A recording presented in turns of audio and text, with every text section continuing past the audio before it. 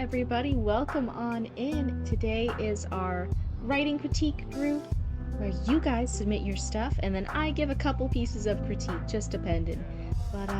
But yeah, hello and welcome. We're all getting set up. I'm just letting the Discord know we are starting. I hope you guys are all comfy and cozy though. Let's see. Hello, Aria. I saw Aria in the chat earlier. Hi, Chatty Matty. Hello, everybody. How's everybody doing? Let me check who is up first tonight. I believe... I think Zatara. I think Zatara is our first person. Hi, Heidenheart. We were just yapping a bit. Oh my god, it feels so good. Do you guys want to know something silly? I had come back from WoW when I had done that last stream, which was like a little bit of a shorter stream. We just did like one story, a few pages, but I yapped a lot. You guys, I lost my voice again after that fucking stream. Why do I do this to myself? I don't understand it. Hi, what? It's good to see you. I did hear you were doing your VTuber debut recently. It was just last night? Aria, that's exciting. I don't think you need to do like a full debut. Like, I haven't debuted yet, even though I've been streaming for a while. I probably won't debut until like after a year or so. But it's really cool that you did the official debut. Do you just mean like you started streaming, or did you do a whole debut kind of stream? I guess with VTubers it's like a little different. Yeah, some people like just do an entire VTubing career and they actually have never debuted. So funny. Hi, Aaron! You have almost 3 chapters of a new project. Which is the new project? I remember Garlic and Gunpowder. I remember there was a different one and I'm forgetting the name of it right now. Is this a new one? That's right, you got your affiliate. Huge congrats, Aaron. That's exciting. Oh, so you're streaming right now? All good. You gotta focus on your chat. I got you. If Revenant Seraphim fails, I'm picking into this. That's what it's all about, man. Oh, thank you. Big yawn? That was a big delay, Baby Raccoon. Do I have to look at your settings again soon? Oh, he's down here from when I was recording stuff earlier. Hold up. Baby Raccoon, get back up here. There he is. Oh, he's a cutie. Why is Baby Raccoon sleepy? Because he's a baby. You guys never seen tired babies? 75 stream streak, what? Oh my goodness, thank you so much. Every time I see a big number for a stream streak, I'm like, what do you mean I've been streaming for that long? No, I'm just a baby. I'm like Baby Raccoon, we're just babies. Alright, I'm gonna try and drink more water this stream, that way I don't lose my voice, hopefully, as badly. But also, I'm looking for recommendations what we should have Baby Raccoon hold next. Right now he has his little pride flag. I'm wondering if there's anything else you guys want him to hold. Don't die with my stream streak, oh no. Oh no, don't tell me. Don't tell me yet. I don't even want to know. Oh, Aria, 45 stream streak. Ah, I missed that one. Thank you so much for the streak. Jack-o'-lantern? Okay, I was like, wait, Jack-o'-lantern? Jack-o'-lantern. Ooh. It's a Knight of Ash. Okay, Knight of Ash, Jack-o'-lantern. It's higher than what's... I don't want to know. I don't want to know what it is. I don't want to know. Don't show me. Don't do the redeem. Don't do it. I don't want to know.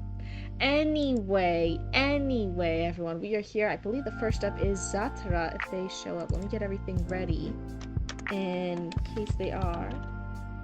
If they're late, because I think they signed up for the second slot, so if they're not here for the first slot, then we can switch over to what? It will just depend. Zatara / Honeyboy. I think they submitted their pirate story again. We're going to continue the pirate one. They have a note here. So this is where things slow to a crawl. Okay, no real action till the tail end of chapter 5.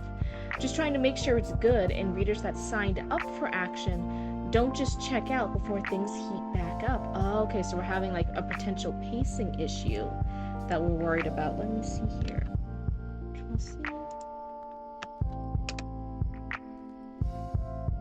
And get that set up. You're so excited for me to read this Raccoon Channel 6 news update. I'm excited too. Like I had the time away from WoW. We got the little bit again, so I could start. I had a yapping session, and now I'm like, yeah, now we're back in it. Now I'm gonna start getting back in Raccoon Channel 6. Let's see. 25 stream streak. Oh, thank you so much, Silent Reader. I appreciate it. Thank you so much for the streak. Oh, you see. Oh, Baby Raccoon should hold a jack-o'-lantern. Oh, that would be cute. Do you want a jack-o'-lantern, Baby Raccoon? That would be cute. And the Night Ash is the story. Got it. I don't think he... At least if you said the name. I don't think I remember the name. Let's see. Oh, thanks, Silent Reader. Ooh, that sounds yummy for dinner. You can restore streak by watching clips, I think. Oh, I didn't know that was an option. I didn't know that was a thing back then. You and me both what? I'm learning so many things. I was messing around with my stuff today. I still had my old stream schedule from November up on my Twitch channel, so I went in. Heinhard actually told me that before, like, oh hey, your schedule on Twitch still shows you like streaming like every day, and it's like the rough draft marathon. And I was like, oopsie, and then I just forgot to update it still, even with that reminder. But anyway, I think the schedule on Twitch is cleared out, so I don't think there's any more false info. I think you can like do it by day of the week, but I don't stick to that kind of strict schedule. I do every other day, which means that you alternate by week.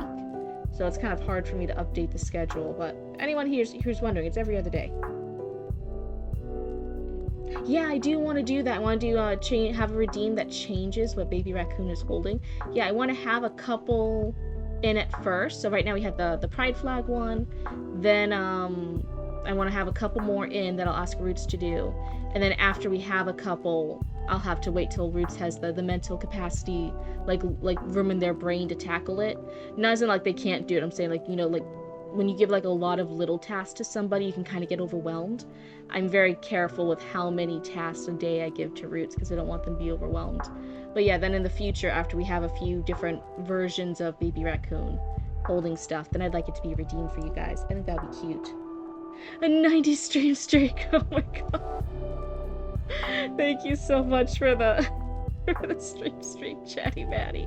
But also, what do you mean I've streamed that many times? That's crazy. Let's see. I can throw a chapter into submissions, but it's a different beast unless y'all are sick of me. We're never sick of you guys. I never want you guys who are like more frequent people to like be worried about it. Like I always say, as long as you guys are willing to show up and put your stuff in, I'm willing to show up and keep reading it. I've always offered, like, I will bit by bit read an entire fucking book here on stream. I do not care. That doesn't bother me. As long as you're willing to be patient about it. You know, we went through Babakisses. We went through a lot of theirs. I don't think we finished it, though. And I remember that because I really wanted to finish it. We finished one of their short stories, but not the other. Chatty Matty, we did a couple chapters for. Author Relic, we did chapters for. You Heidenheart, we've done a couple chapters for. There are a few people where they submit frequently, and I've read a lot of their stuff. What submitted, we've done a couple projects for What. I've read a couple chapters of theirs, or at least like rough draft chapters, like the earlier draft chapters for one of their projects, and then like a couple of scenes for a TV pilot. There's some. I never want you guys to be like, oh, should I not submit as much? I don't know. Like, yeah, feel free to submit. And then if there's a new person that has like been waiting to be read and stuff, then I'll make the call, be like, oh yeah, let's get this new person in because they haven't been read at all. I'll make that call, get them on in there, and then everything resumes as normal. It's all good. I'm on chapter 9 and you're currently on chapter 22. First of all, a huge congrats though. You might die if you reach 100+ stream streaks. I think I would die. Like, what do you mean? I was actually doing some of the stuff. I was looking around our Twitch channel today. I was looking at our YouTube VODs channel today and looking through stuff. And I was like, wait a second. It kind of blew my mind today. I had to like go yap at Roots about it earlier. I'll submit exclusively Barry stuff. I'm seeing my older stories are really purple prosy. Well, I don't want you to feel bad or worried about that. I think, wasn't there even a piece, I actually thought the last one was still a female main character. Wasn't there a story you had that had like a male main character? And we were going to compare and contrast to see how you were doing. Because I think we had the critique before of like, oh, some of the female point of view characters, their voices aren't hitting well, but when you write a male character, the voice feels a lot more natural and organic. So I thought we were going to compare and contrast that. So look through your stuff. See if there's something more recent with the guy point of view character. We'll take a look-see. Cryptid will have read 8 chapters of mine when she finishes chapter 8. Let's see. Night of Ash is written differently than Revenant Seraphim. So far I've gotten good and positive feedback back. Oh, we've gotten pretty good and positive feedback back. That's exciting. As I said, we always grow as writers when we finish one book to the next. That's why it's never like a bad thing to realize as an author that you level up after finishing one big project and you go to another. I'm stuck, so I've been working on a throwaway cringy teen drama. Yes, yes, yes, get it out of your system. Write whatever you want to write. Freedom.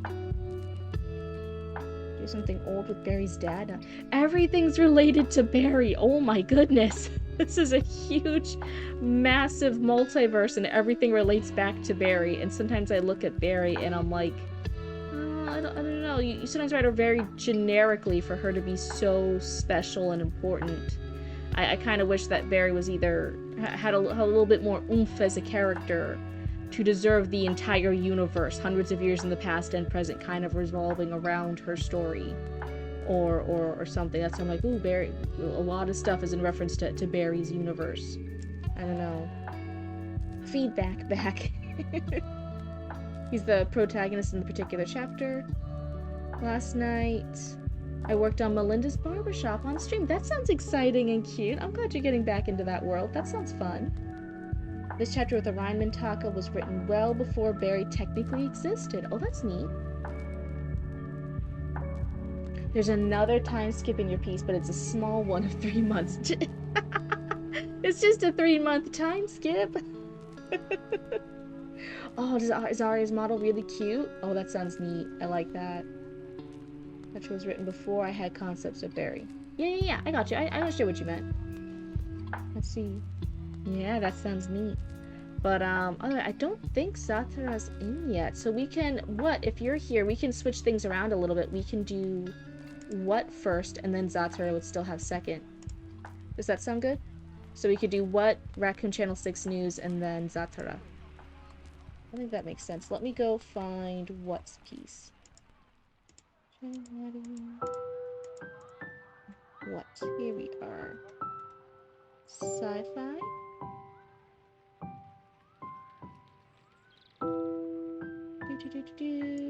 Let me pull up the link. Hold on.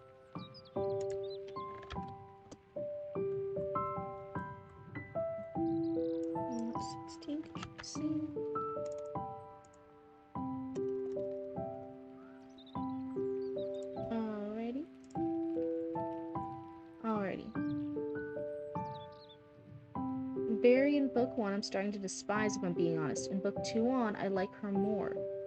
Oh, you can pick whichever. Oh, that's right, because you have a few different things. Alright, this is the one I saw first. Let's see. That's why I'm like, well, anyway, going back to what Chai and I said, that's why I'm like, hey, sometimes you gotta do those deep developmental edits. Oh, and hey, thank you so much for the, is that sub? Yeah, thank you so much for the sub. I hope you like hanging out with the Cryptid Cult. We have what up. Let's see what this one's about. This one's a different one. It here when you wrote in what kind of piece it is, it says it's a weird novel / script type. So is it like a blend between the two? It says the genre is sci-fi. Babylon's Rest is about Cole after his life drastically changes and he starts to spiral. Okay, I don't know what yet drastically changed, but there's a big drastic change. Oh, you're happy to find a critique group? Welcome on in. And hey, don't worry, you're not disrupting anything. I yap a lot, so even if you didn't distract me, I promise you I would distract myself at some point. Hello, and welcome on in. Let's see here. If you're wondering what I'm reading off of, there's people when they submit their writing for their critique, they fill out a little survey stuff, so I'm just checking through it real quick. The things you want the critique to focus on is characters, dialogue, and the world. Okay, so we got another several big topics here. This is a rewrite / reimagining of a confusing and outlandish story you wrote back in 7th grade. So this is an old piece you wrote years and years ago back in 7th grade.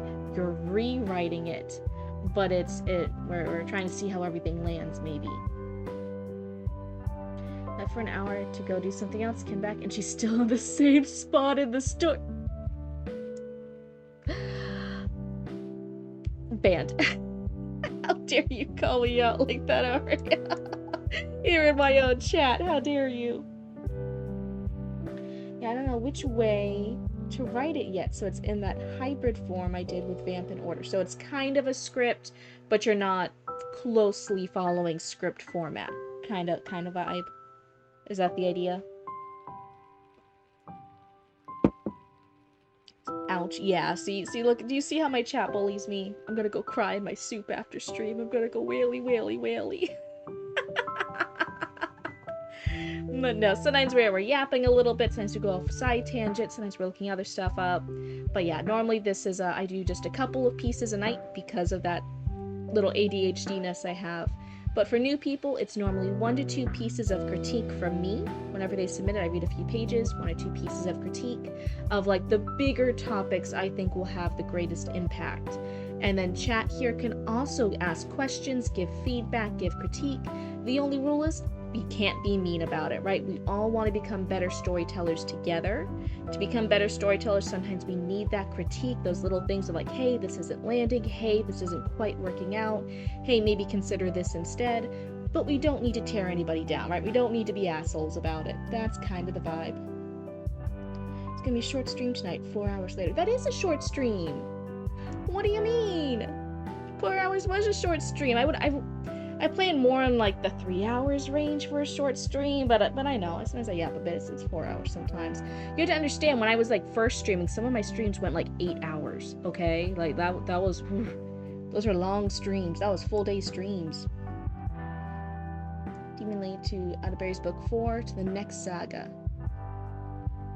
It's making me wonder if Fairy Story is even meant to be only 4 books. It sounds like you gotta go back, do your outlines and really consider, okay, what is the pacing of this book? What things need to stay? What things need to go? What is happening in my book? I think you really need to do that outline and really look at the pacing and the big picture of your story with an outline.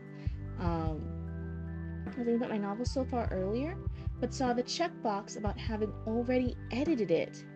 So I'm curious to what degree of finishedness a story needs for you to critique it. Nothing crazy, just like you looked it over and you did your besto, whatever that is. I just had some occasional issues of people submitting things and they hadn't looked at it in years. They would tell me like, oh yeah, here's something, here's some slot for you to read. I didn't read it or look back on this for like 18 years now. It's something I wrote in like, I don't know, middle school, and it would be like it had no punctuation, no periods. They're like, oh yeah, I was a kid, I didn't know how to put periods or quotation marks in it, no paragraphs. It would be like a wall of text for several things. And they're like, I was experimenting, I was trying to do a paragraph per chapter, and and it physically hurt to read. Now if you struggle with that stuff, if genuinely, if you struggle with punctuation, where to place paragraphs, it's just your best attempt. Like, you're going in there, you're trying to make it as clear as you can. Can there be typos? Can there be misspellings? Can there be all that stuff? You weren't doing paragraphs right, whatever it is. Absolutely. Because if you're generally struggling with something, then hey, that's what you're in a critique group for. So someone can point it out and kind of guide you along the right way. But like genuinely, try your best to make it as readable as possible. That way I'm not stuck here trying to understand what's on the page, trying to physically read it and struggling. And then I can't help you too much with your story because I haven't read too much of your story because it was too much of a struggle. Yeah, no smut. Not that we hate any smut writers over here, Lord knows. I've read a lot of smut in my days, but I just get too embarrassed reading it out loud on stream, right? It's just too embarrassing. My model can't blush enough. It can't do it. So no smut. If your story has smut, you can just submit around it. Like, you'll just submit, like, omit that particular scene, and I'll read all around it. For the stream, it's all good. Yeah, just a spell check. Best attempt at grammar. Can you still be struggling with saying said too much? Can you still be struggling with there versus there versus there? Yes. If that's a struggle for you, I get it. And then submit it so that way we can help you out. But like, whatever your best standard is. Best attempt. That's all. Let's see. What do you mean 4 hours is short? My stream last night was like an hour. It's for me. It's all personal, like standards of it, right? There are some people who consider a long stream to be like one of those fucking 24-hour ones, and they'll look at my 8-hour streams and they'll be like, "That's not long. That's just a work day." And I'm like, "Well, it was a full work day for me." Like, so it just depends. Let's see. I'm focusing on book 1 because removing the demon actually helps me clear up chapter 2. So yeah, Nan, I don't want you to be like worried, like, "Oh God, Sen's in lesbian kissing scene, scandalous." I don't want you to worry like, "Oh God, if everything's not perfect, if it doesn't look like it could go to like the publishing presses right now, Cryptid will call me out." No, it's whatever your best capabilities are.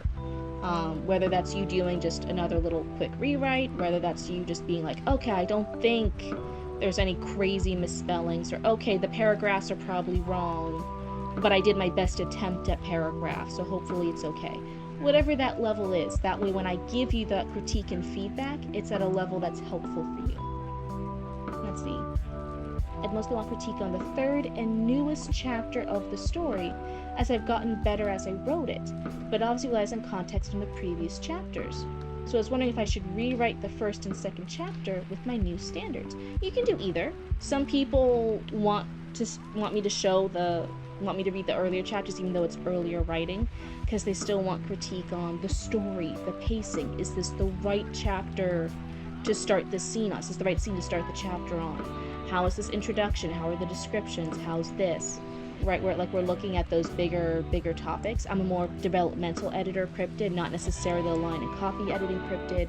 So I'm looking at the big picture stuff mostly. And then if I can point out smaller line and copy stuff, then I will. But do take it with a grain of salt. And then, well, yeah, so if that's your best attempt, and then if it's for 3 full chapters, it will probably be multiple submissions from you then, because I just read a couple pages at a time.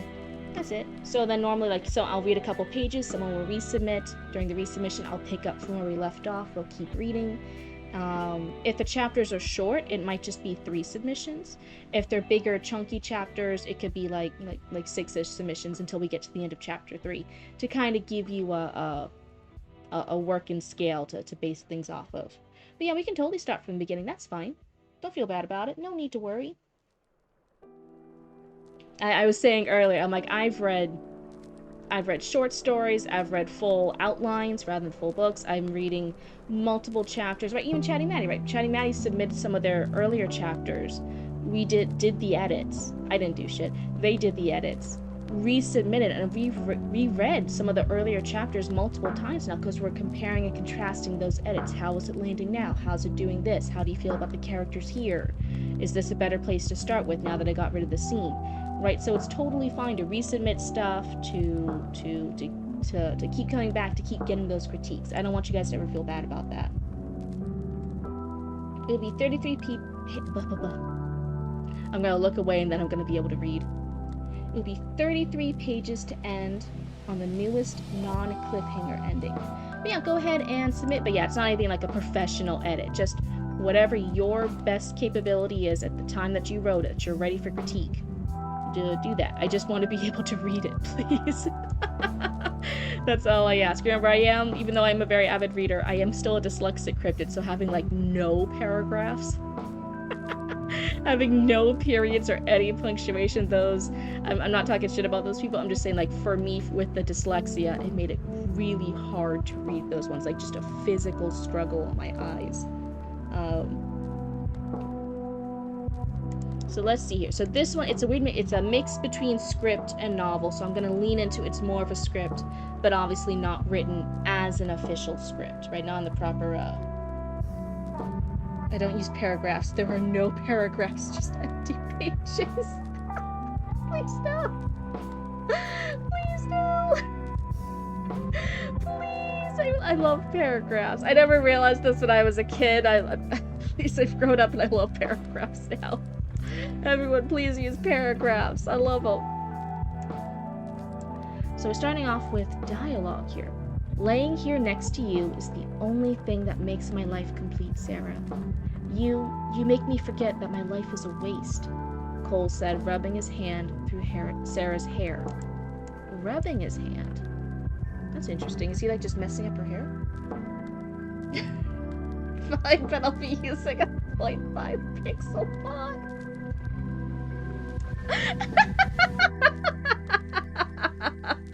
Oh my god. Just came in here already trying to make me go blind. Everyone here's bullying me. What did I ever do to you, raccoons? I'm just over here trying my best, though. I really need to get Rich to do the redeem of the thing where like you spend like the little Twitch currency, the Roots coins, and you guys can like have the little animated trash things like being thrown at my model's head. Part of me doesn't trust you guys with it, but the other part's like, it would low-key be really funny though. Oh no. It's okay, Dad. I'm just teasing you. You're teasing me, I'm teasing you. That's how it works over here. It's all good.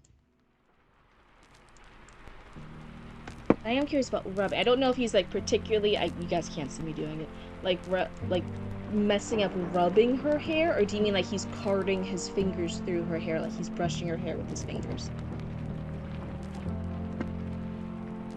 Don't trust what makes you say that.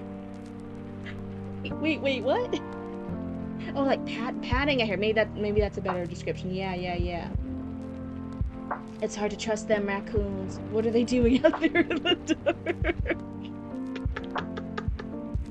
Oh my god. Brushing. Okay, brushing. Brushing was the part. You make me forget that my life is a waste. Your life isn't a waste, Cole, Sarah said, placing her hand on his cheek. I know this isn't real, but I miss you. End session, Cole said. Ooh, that's interesting.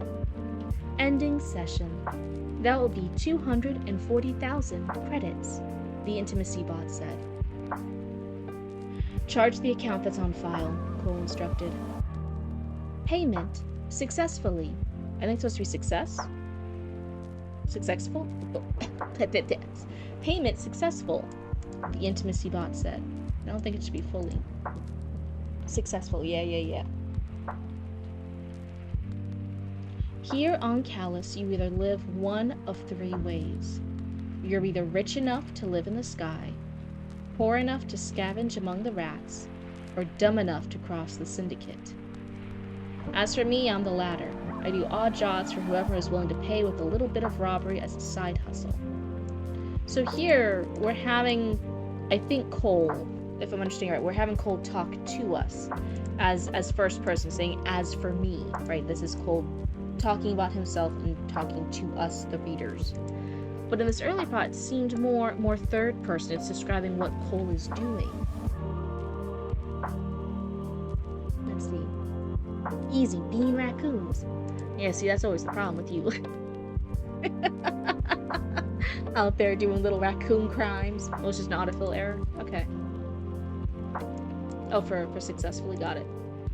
Station 3 will depart in 5 minutes, the PA system announced. And now we start chapter 1. So this was the little opening scene. Little prologue scene. Which, if it was a novel, I'd be like, is this really... Shouldn't have been like maybe chapter 1? Should it be longer if you want it to be a prologue? So I was looking at that. But if it is a script, I could see this being an opening for a script. But then I am still confused about the change in point of view. But I could see it as like a nice opening scene for like a TV show. But if it is going to lean into the script aspect, if we are going to lean to like this is a TV show, this is a script, I'll get rid of the chapters. Let's see. Let me redo my lo-fi beats real quick. Hold on. Okay. Little reminder, dialogue that ends with so-and-so said, says, ends with a comma followed by a lowercase. It's followed by an action like, hi, baby raccoon, wait. Ends with a period. Oh, is it? So here, it should be the comma. Yeah, you're right. Okay, here it's a comma. Here it's a comma. Yeah, some of them should be ending in commas. I definitely see that. But is it... Am I like super worried about that stuff?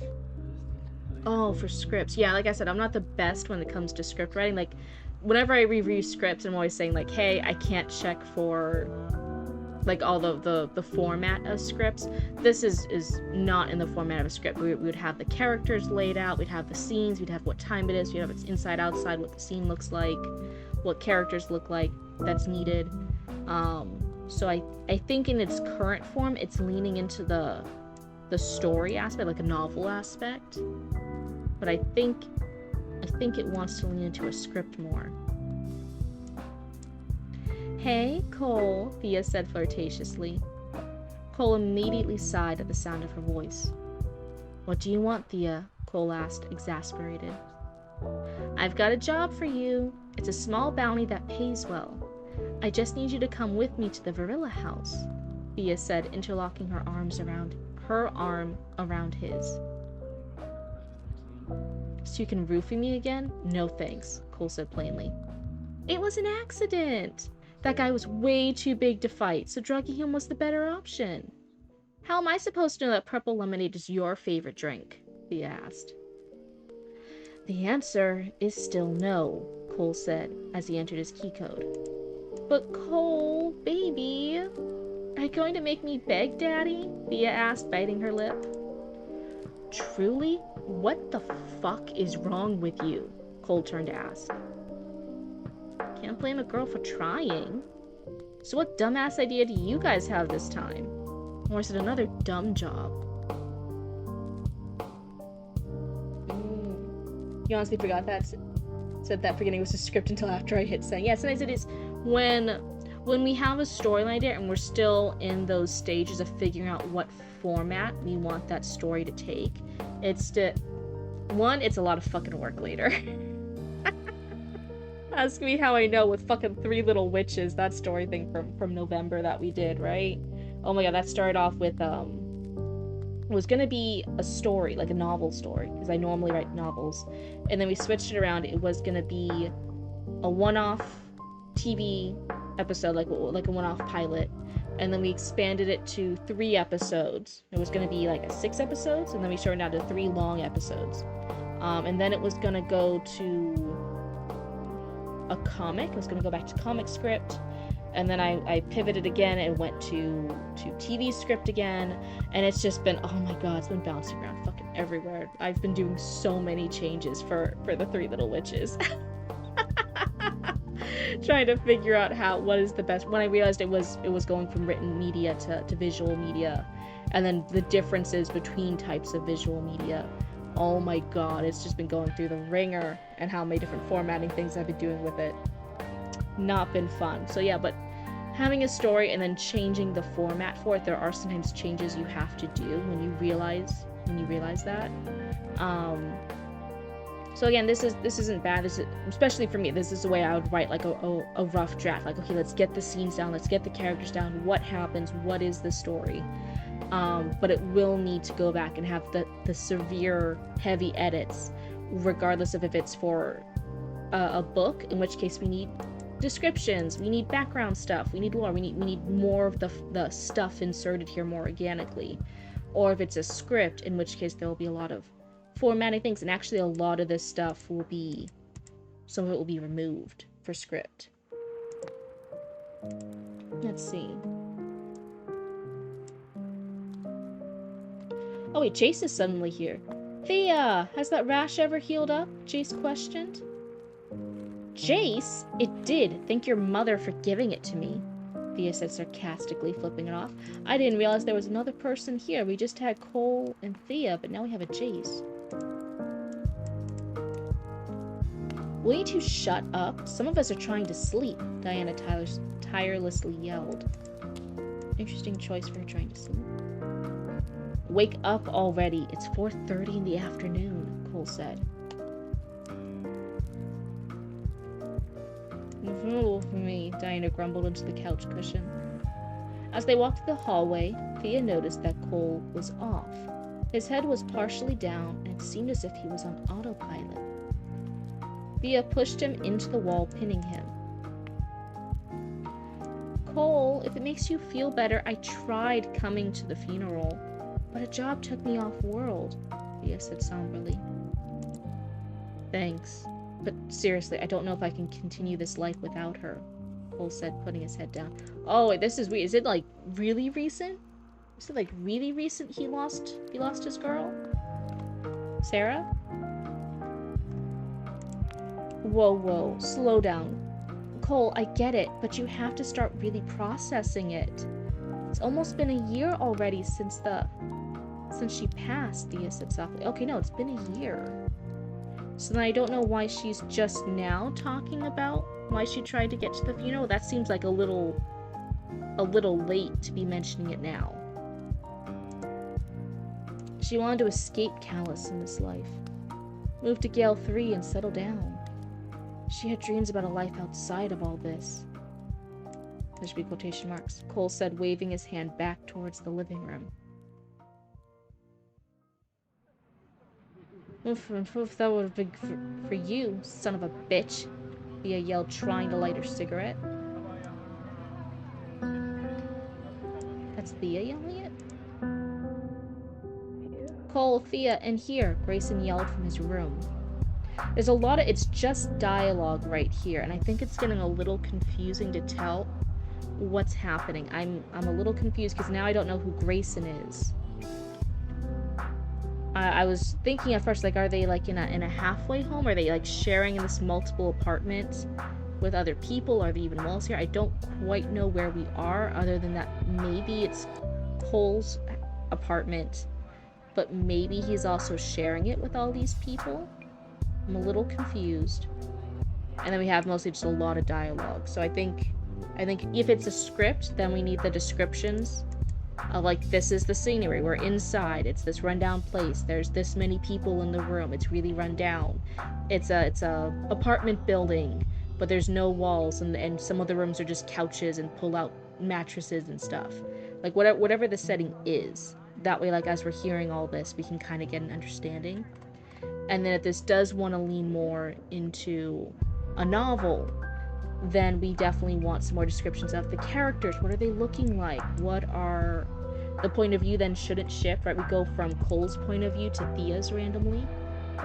Thea noticed that Cole was off. That's shifting to her point of view of her looking at him. So if it's a novel, we want a consistent point of view. We don't want to do this accidental head hopping. And then we want more descriptions of the world, of their thoughts about it. It is a house that they all live in besides Thea. Okay, so Thea's coming in here, but everyone else lives here.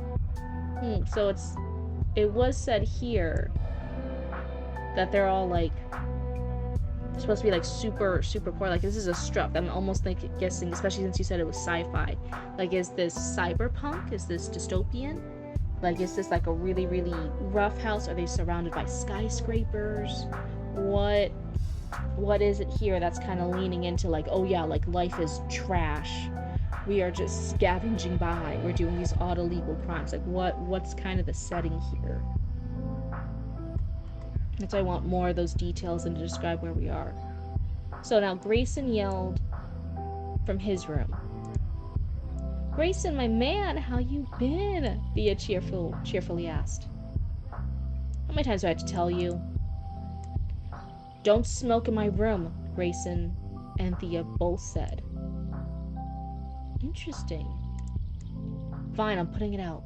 I don't want to mess up any of your body pillows.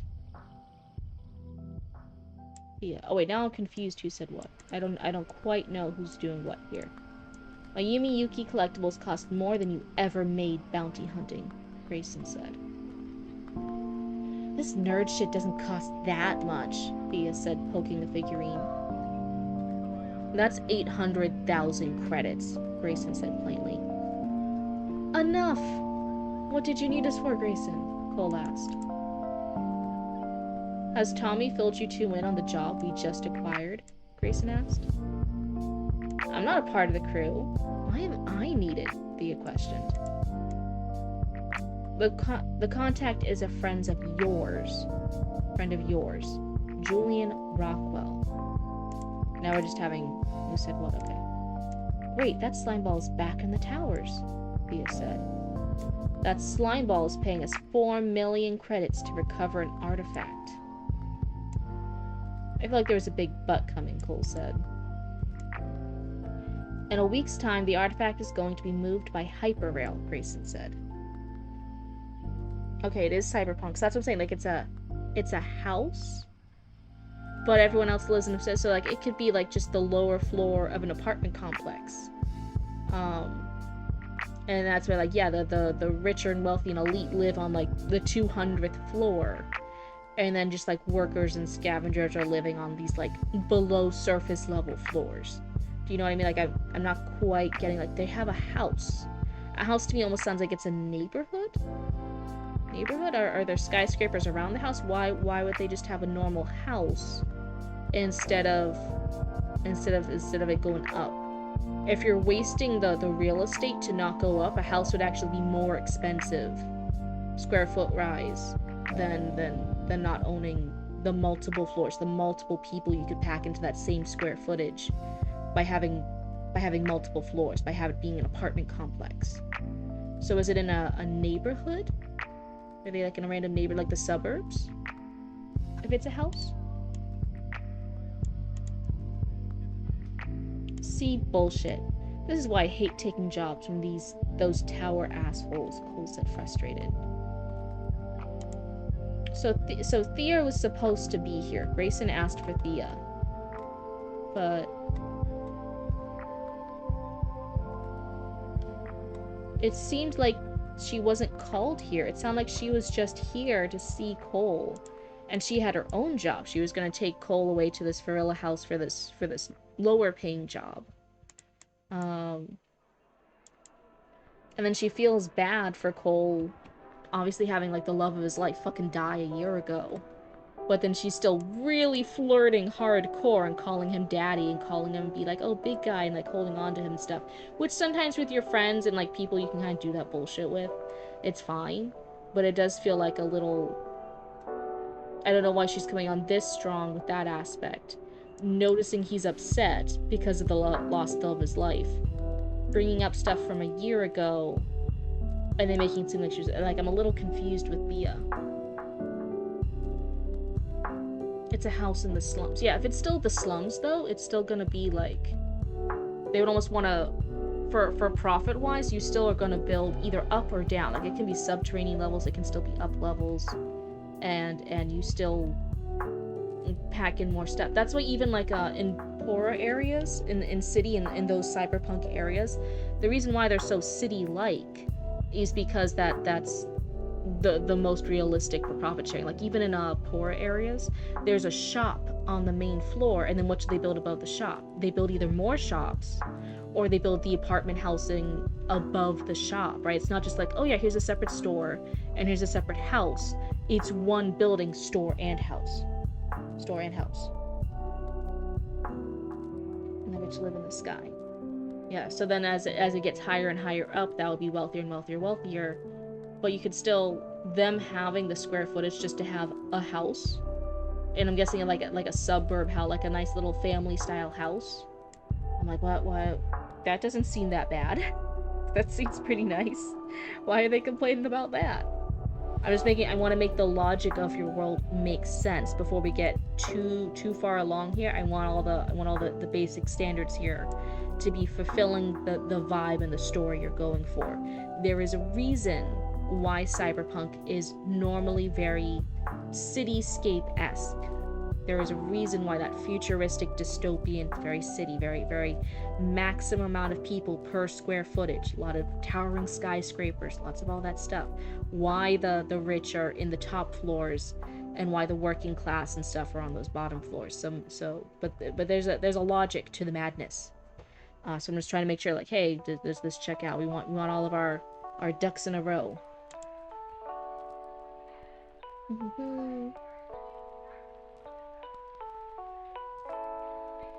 Let's see, Cole said frustrated.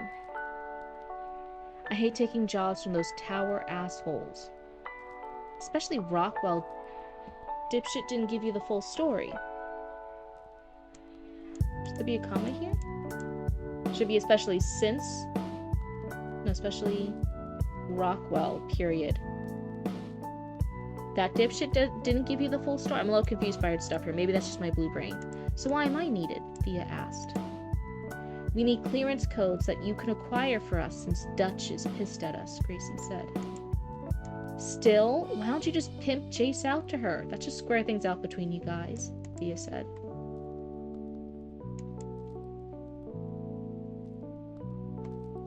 Wait, he's double checking something.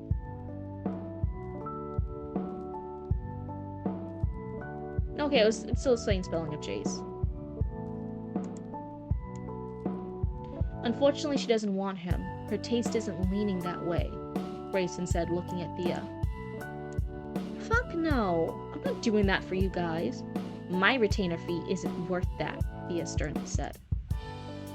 As many people you have slept with, this isn't bringing up any emotions, Grayson said, studying her face closely. Cole, I will break your nerd if he doesn't move, Thea said. Grayson, leave her alone. I'll talk to Dutch about it. Tommy couldn't have fucked up that badly, Cole said.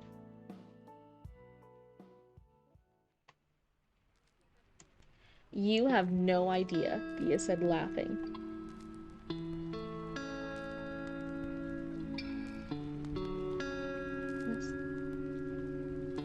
So here, it almost sounds like Thea doesn't know what's going on with this Dutch person. Being like, still, why don't you just let Jace, like, go take care of that stuff? And just go make Jace sleep with that person. And say, no, but now it's saying, like, oh, you have no idea. Like, she knows what they did to piss Dutch off. And she's laughing. I'll fix it. Just tell Tommy when he comes back, Cole said. Okay, Grayson agreed. Just before Cole could leave, Grayson grabbed him by his arm. Cole, don't feel bad about today. What happened to Sarah wasn't your fault, you know. Why is everyone bringing it up a year later? She died a year ago. The guy has lost most of his status in the tower since I drained almost all of his accounts to go to her family. The only thing keeping him afloat, I think afloat should be one word, is the 4 off-planet accounts he has. Trust me, Cole, I will bankrupt that fucker, Grayson said seriously. Thanks, Grayson. I appreciate it, Cole said before leaving. What's today? Thea asked. It's the 1-year anniversary of her accident, Grayson said somberly. Oh, fuck me. I'm gonna head out before I become more of a terrible friend. Please tell him I'm sorry for being an asshat, Thea somberly said. Okay.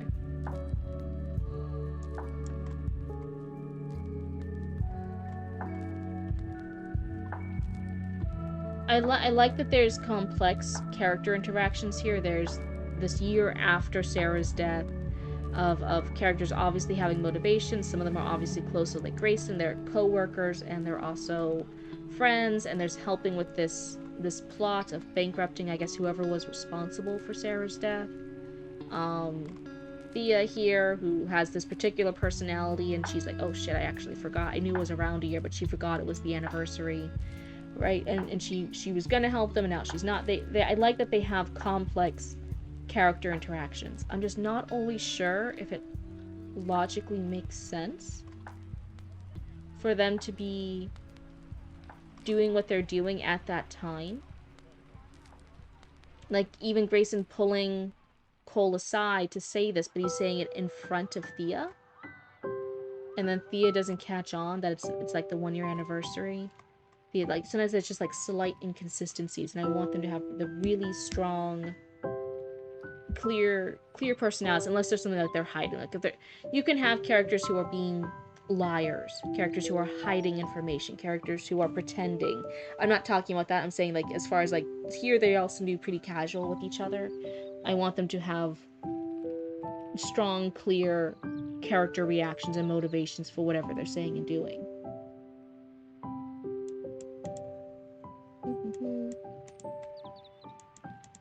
Ever since Dutch fell in line with the Syndicate, the lower levels of the city have become a complete shit show.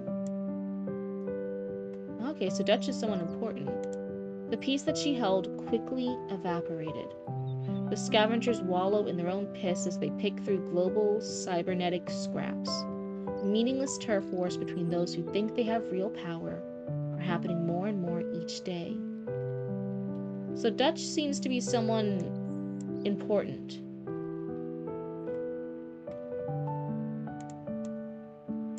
Build a better life with Global Cybernetic, the advertisement played. Station 7 is now on a 15-minute delay. Station 2 will depart in 2 minutes, the PA system announced. Meep meep.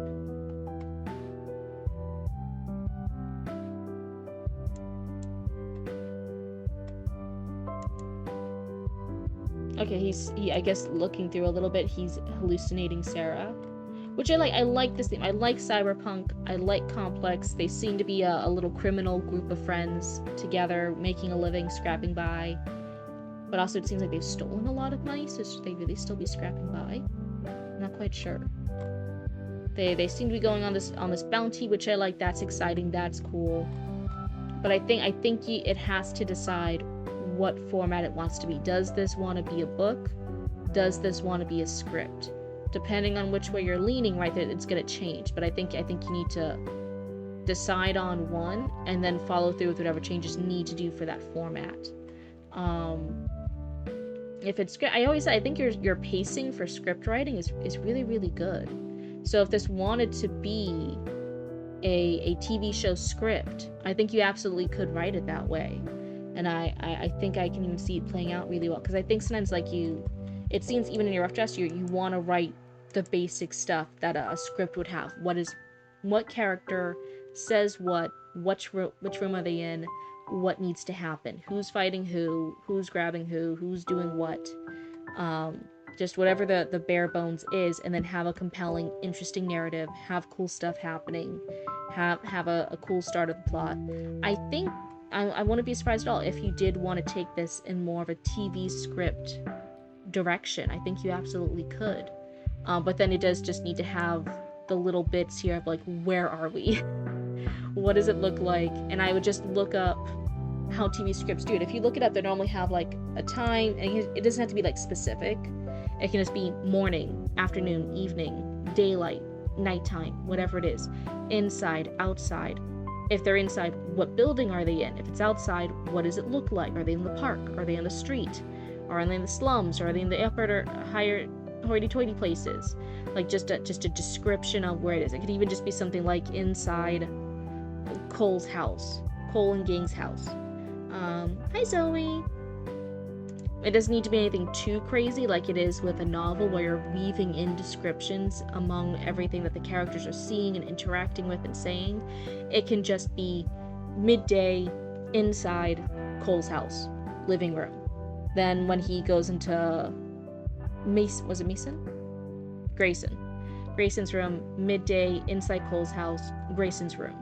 And then they have that interaction, right? But clearly label what's going on, where are we? And then at that point, it actually doesn't need too many things. I think then when you look up the format for a TV script, I think since I know I've seen a couple samples of your writing, I think you'd really like the format of a TV script. I think it would really just notch into your brain really well. Like, I think you'll get it. I think it will click. But otherwise, let's see here. What were the actual things you were looking for the critique? Now that I went on that little mini side tangent for what this was. Characters? I wish I knew more about them. It seems like you want very strong, clear personalities for them, but I still don't actually know too much. Cole is sad and emo. Thea is the more flirty, flirtatious frenemy type character. And then everyone else I'm kind of confused by. I don't quite know why they're there. I don't know if Jace and I know Grayson seems to be, like, in charge of getting the group. I don't know what Jace is doing. I don't know what the person on the couch was. So I wish it was, like, a little bit more clear, like the robber, the distraction, the getaway driver. Like, who are these people?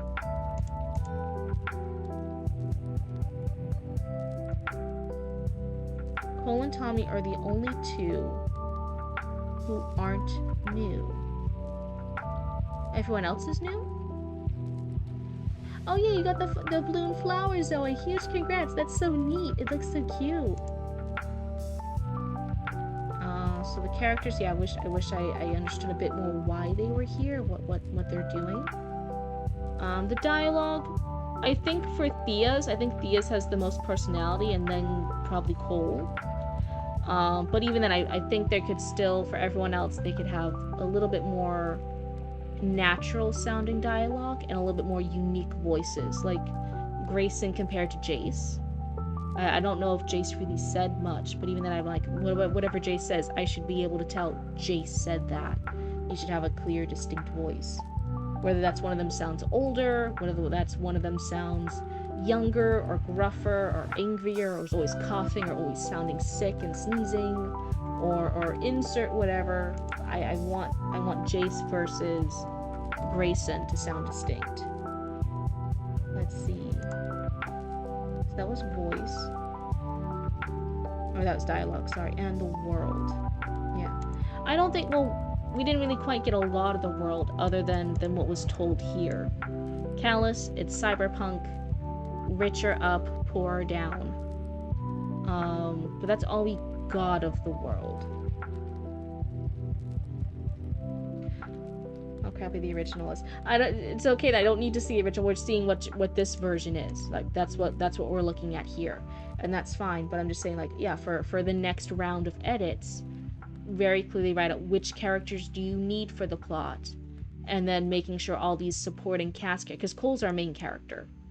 Thea has a bit of a distinct voice. She's saying very particular things that the others aren't, because she's so over the top, flirtatious, sexual, etc. with her joking and teasing with the group.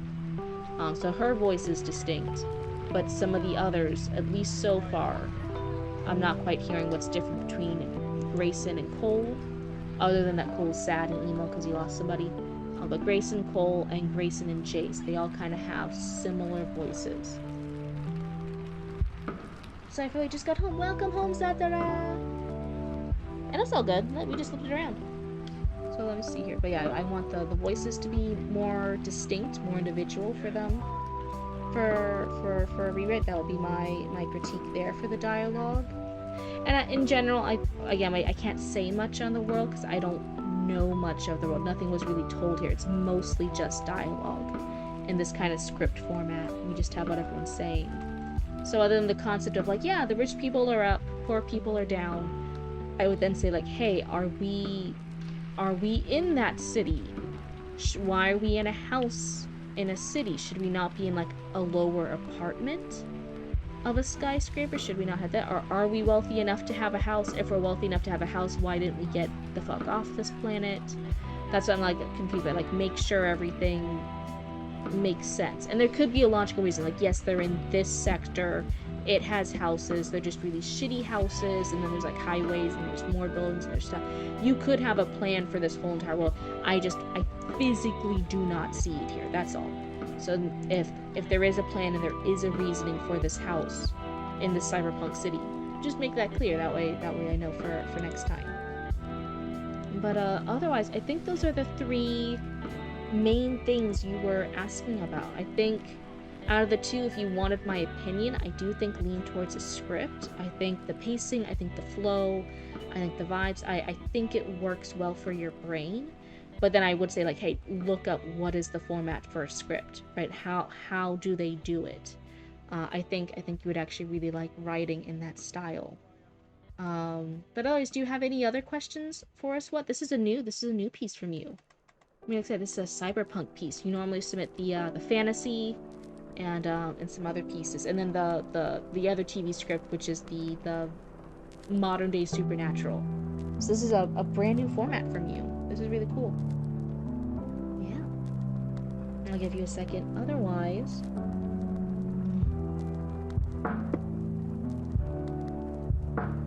yeah, see that? Yeah, they got the little flower. Oh, Heidenheart almost has the full flower again. Satra almost has the full flower. Oh my goodness. Arya does have the full flower. I love it. It's such a cute little feature. Let me then, while we get up, where I'll set everything up for Raccoon Channel 6 News.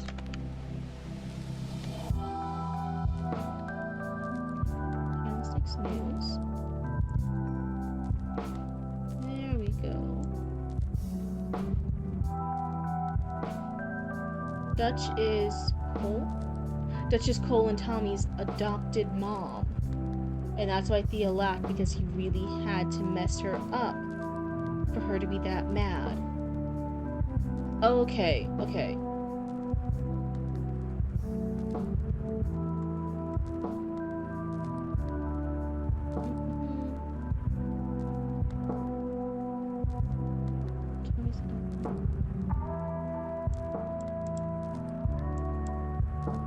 Okay, but then she was gonna pimp Jace out. I was like, didn't they want to pimp Tommy out? No, they wanted to pimp Jace out.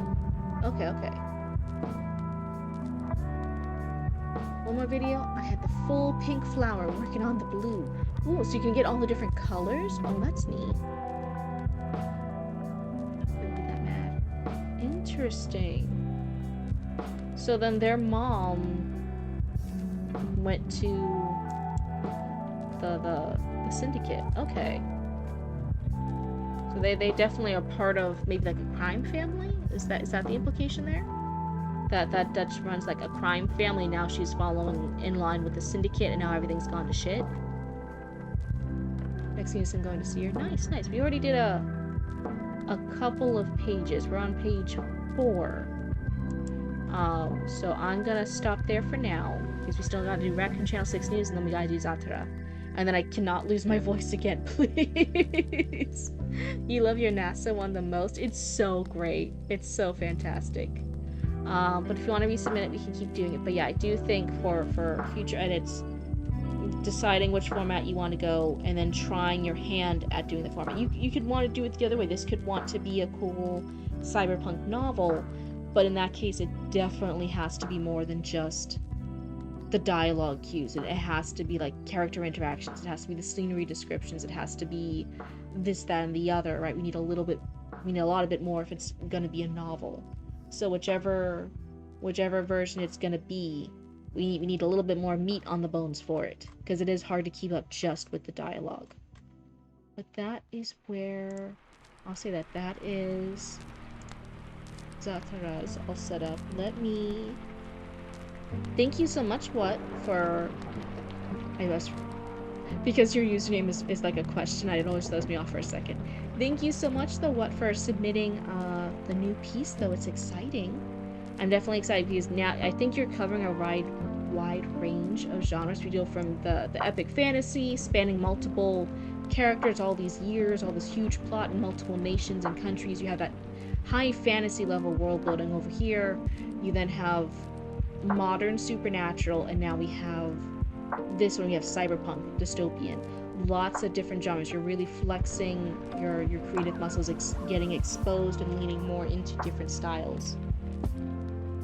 And the original Cole is a cyborg, which means stillborn scientist saved him, which is completely scrapped now. Okay, well in that case I don't need to know.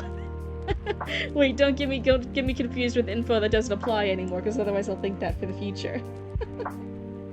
You always appreciate ambitious writing. Yeah. Definitely trying out new things, new projects, new styles.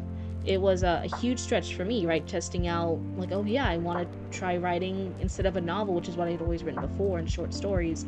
Let me try writing out a script. Let me try writing Three Little Witches in a script format. Can I plan out scenes? Can I plan out episodes? Or what is the overall arc? How does this all work out? Trying out new things will definitely lead to unexpected results. You'll learn more, and whether or not it's good or bad, you'll learn what you do and don't like, and what you are and aren't necessarily good at. And then you can make a choice. Like, even if you aren't good at something, that doesn't necessarily mean you should stop. It might be like, hey, I really like it, but I'm still suck ass at it, right? Like, I still suck at it. Now I want to go learn more about it so I can get good at it because I'm so passionate about it. That's always an option too.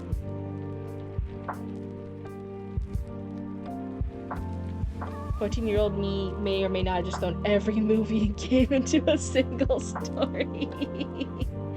Oh no, don't even get me started what Past Me did. Past Me did all sorts of fucking bullshit. Let me get up Raccoon Channel 6 News. Raccoon 6 News.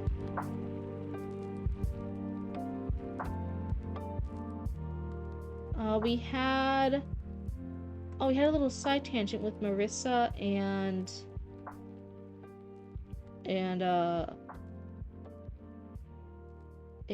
Aaron, Ron, and they were getting engaged. Let me set it all up now. I think that's where we left off.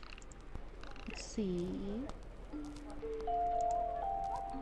Now, you guys won't be able to fully see it. That's fine. I'll be reading it all aloud anyway, so no worries. I think that was the short story. You think many have that phase? Yeah, it's super common. Don't worry about it. Don't worry about it. Every single phase or issue or struggle or whatever issue you're having in writing, so many writers before you have had the same struggle. And it happens all the time. Don't worry, you are in good company. It's never a unique problem. There is no unique problem in writing. Some other writer has suffered from the same thing. More than likely, hundreds of thousands of them have suffered the same thing. It's all good. So this is the new one, July 22nd. Yeah, I think this was, you posted up before. I don't think we read it yet. Oh, it's a longer one. Okay. Silence. Tranquility. Oh, let me restart my lo-fi. There we go. Are we all ready for... Oh, wait, I should start the thingy. I should do this instead. Hold on. That's my lo-fi. Everyone ready for Raccoon Channel 6 News?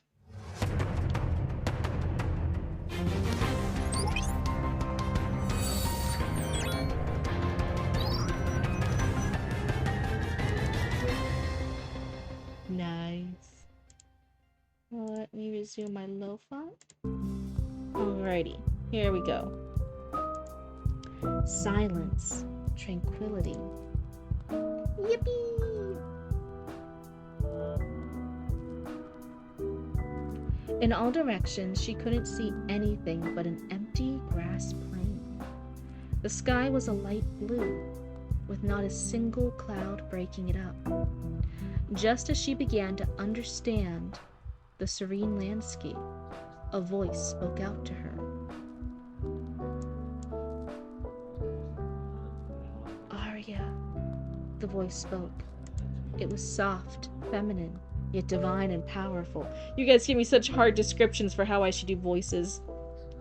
She turned around, yet there was no one there. Are we having Arya back? Are we having Ari the Scavenger back? Alright, I was telling you guys, I was like, oh, by season 3, definitely we'll have Ari the Scavenger back. This is the start of season 2. Are we cooking? Are we cooking? Who are you? She said. That is not for you to know just yet, the voice responded. Where am I? Arya said. It does say Arya. It says it right there. It says it right there. Black and white.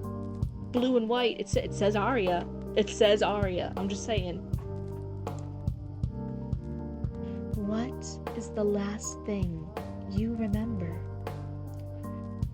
I was in the capital. I had Archie by the neck. But suddenly a sharp, stinging pain went through my body. I looked down and... Auntie Cryptid, I wanna submit a story. Yeah. But I'm going to make the paper white and the text white. Can you give my critiques on my story about the Great War of the Space Raccoon and the Space Pigs? No.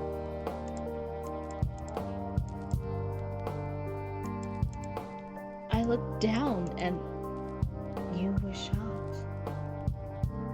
Oh my god, is this the afterlife? Not yet. I stopped your soul on its way there. What do you want? Just to chat. To understand why you did what you did. There's not much to it. Archie needed to be taken down. And why is that? They had too much power. Yes. but they used it for good. People with power never use it for good. They always have selfish motives. In your experience, yes. But Archie is different. Before I was the scavenger, before I had that power, I was living at the bottom of society. I've seen firsthand what unchecked power leads to. You were hurt many times, and you hurt many others. I had no other choice. When there was nothing left of you to be hurt, you left it all behind. You changed your name and fled to another country, one where every critter was promised equality. Yet when you got there, I saw a single raccoon with more money, fame, and power than anyone else. You were afraid. The devil wears a suit and tie after all. As kind as they seemed, I was scared of their power. And yet they tried to help you, even after you nearly killed them. Aurora, don't you fucking dare use that name. We got more lore. Arya the Scavenger, it's short for Aurora. Wonder that was their human name before they were a raccoon.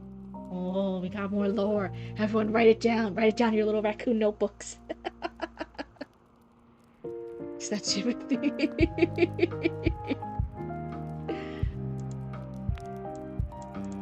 The name you left behind.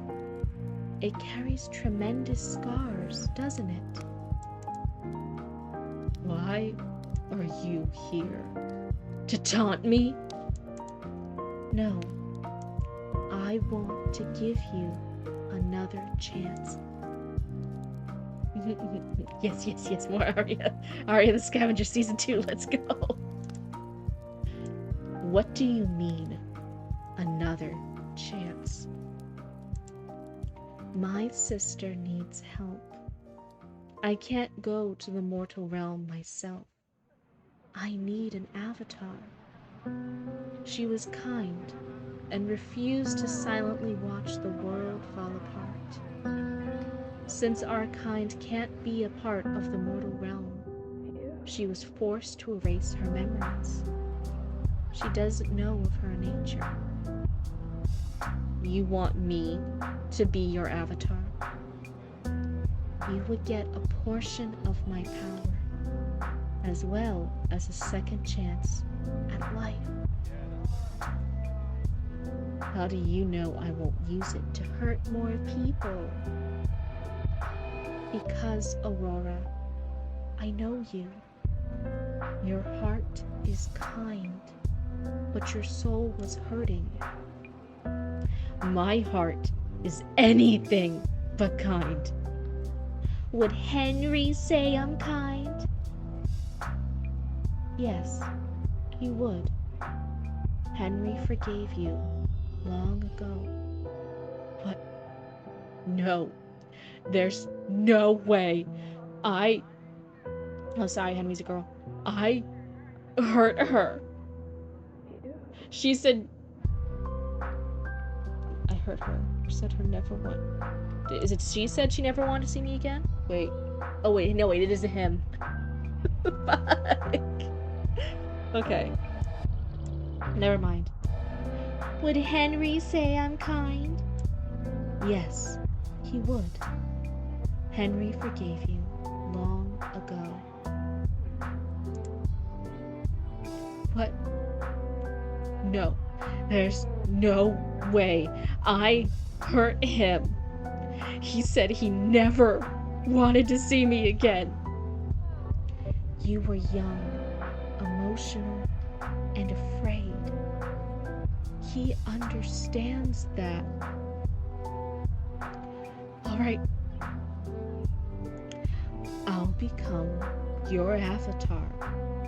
On one condition.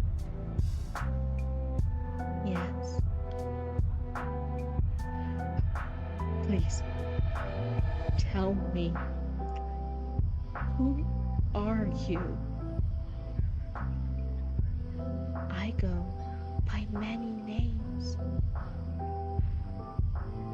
What's a name I might have heard you by? The White Lady. Are we having the official The White Lady lore? Oh my god, that was just a bit for forever ago. Oh my god, wait. Oh wait, what the fuck is this? Oh no, wait, everyone, shut up. What happened to my VTuber model? Anyway, there we go. Everyone's back. The White Lady? Never mind, so you guys didn't see anything. I don't know what you guys are talking about. I didn't see a White Lady at all. I didn't see one at all. What? I don't see one. I didn't see one at all. I did the button to switch my model over. And it fucked up and it pulled up a bunch of other fucking shit on my computer. I was so worried it stopped OBS too. I was like, please no. With a sudden gasp, she woke up, sitting in her old apartment. In the corner of the room, the camera she recorded the first broadcast on rested on a dusty tripod. Climbing out of bed, she grabbed the camera and began recording. This wouldn't be broadcasted. At least not yet. With a slow voice, she spoke. So we know, don't clip me at my worst. You may know me as Arya the Scavenger. The truth is, that's not my name. My real name is Aurora. I've had something of a rebirth. A chance to abandon the scavenger persona I've used to hurt people. But before I can make amends with the people I've hurt, I need to make amends with myself. I need to know who I am and what my purpose in the world is. P.S. Cryptid. No, I didn't retcon Scavenger's death because of your denial of it. This was the plan since the very beginning. But did I call it? I called it. Arya the Scavenger returns, season 2 of Raccoon Channel 6 News, baby. And then you guys psyched me out a bit, and I was like, okay, season 3, for sure. We got Arya the Scavenger back! We actually have Aurora. We have Aurora the not Scavenger back. Oh, you called it. So we also knew she was coming back. You both conspired against me. You both were plotting behind my back, making me think I was crazy. Thinking that Arya the Scavenger wasn't dead yet. How could you? Banned. If you guys weren't running Channel 6 News, banned for all eternity. Instead, you guys will be banned for the horrible duration of 0.2 seconds. I hope you guys will learn your lesson.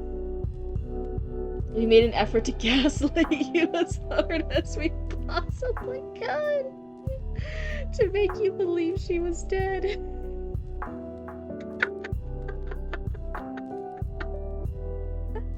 You liars, betrayers. We all knew. I called it. I'm like, Arya the Scavenger's too important. They ain't getting rid of it. That was main character potential. We got this. I knew it. I'm so fucking excited. This is great. Oh man, I wish I had timed this better. That if we had paced this out right, this could have been a great way to start off my what I consider my anniversary, my 1 year They stream it back in November. Oh man, that would have been insane. This would have been crazy.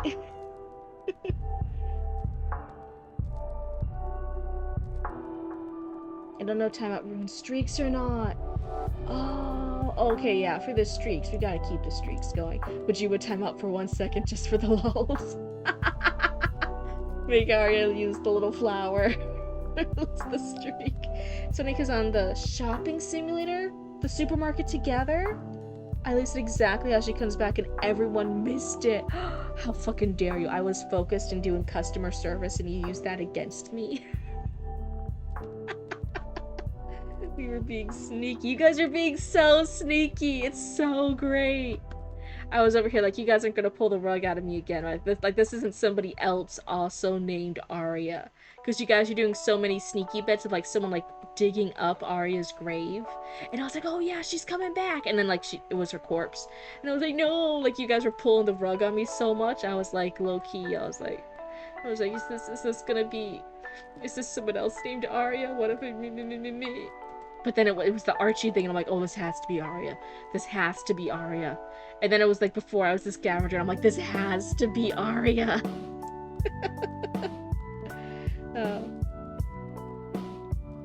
I said how the only way she comes back is if God herself brings her back from the dead.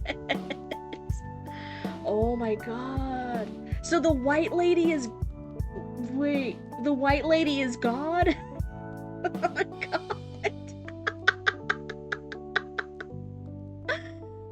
Me randomly fumbling and accidentally going to my default base on the Suika model. That's God herself speaking and manifesting here in chat.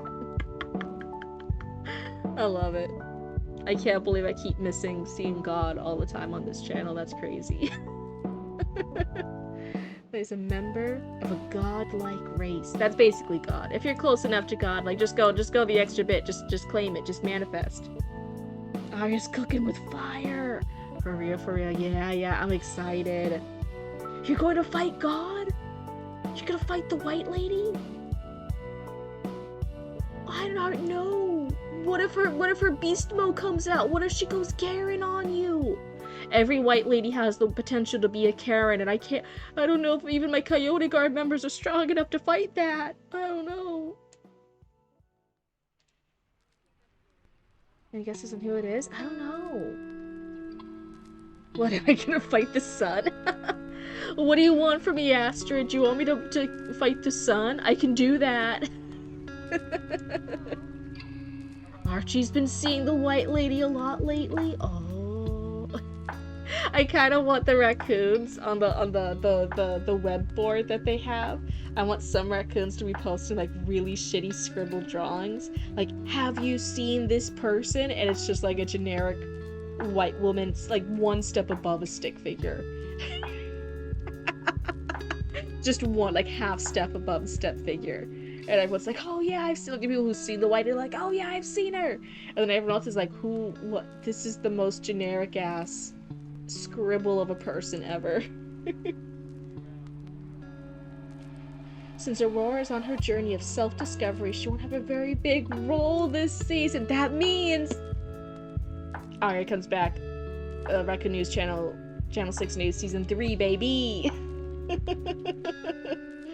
Oh my god.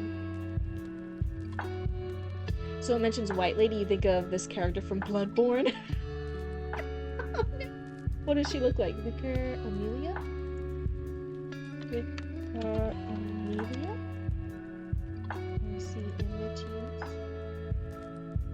Oh, it's like a wolf-like person? Oh wow, her design's so creepy and cool. That's neat. I don't think I'm that cool. I don't think the white lady's that cool. But this one from Bloodborne looks pretty fucking cool. I don't know if I'm that level of badass. Let's see here. Okay, I'm excited. I'm like, fucking let's go. I'm like, let's go with Raccoon Channel 6 News. Let's go.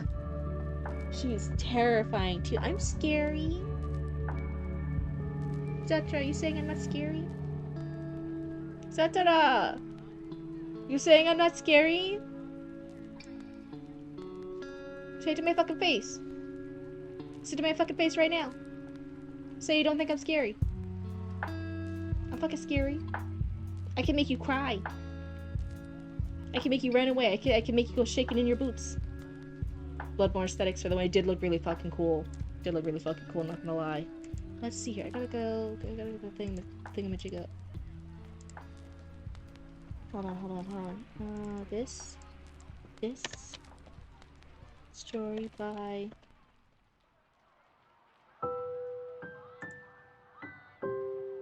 They're probably telling it.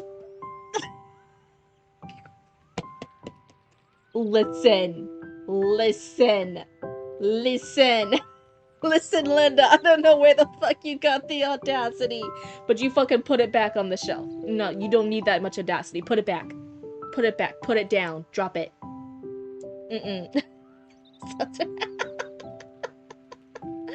I couldn't even be her. Oh my god. So did I tell you who the White Lady's sister is? I concluded it would be... Oh, you already know who it is, so you guys know who the White Lady's sister is. You got some crazy ideas for the next couple seasons. This is exciting. Now, I'm practicing making shorter videos. I even, like, posted on the Twitter thing. Like, I recorded enough stuff for the first, like, short video we're gonna release on the Cryptid Roots channel compared to the VODs channel.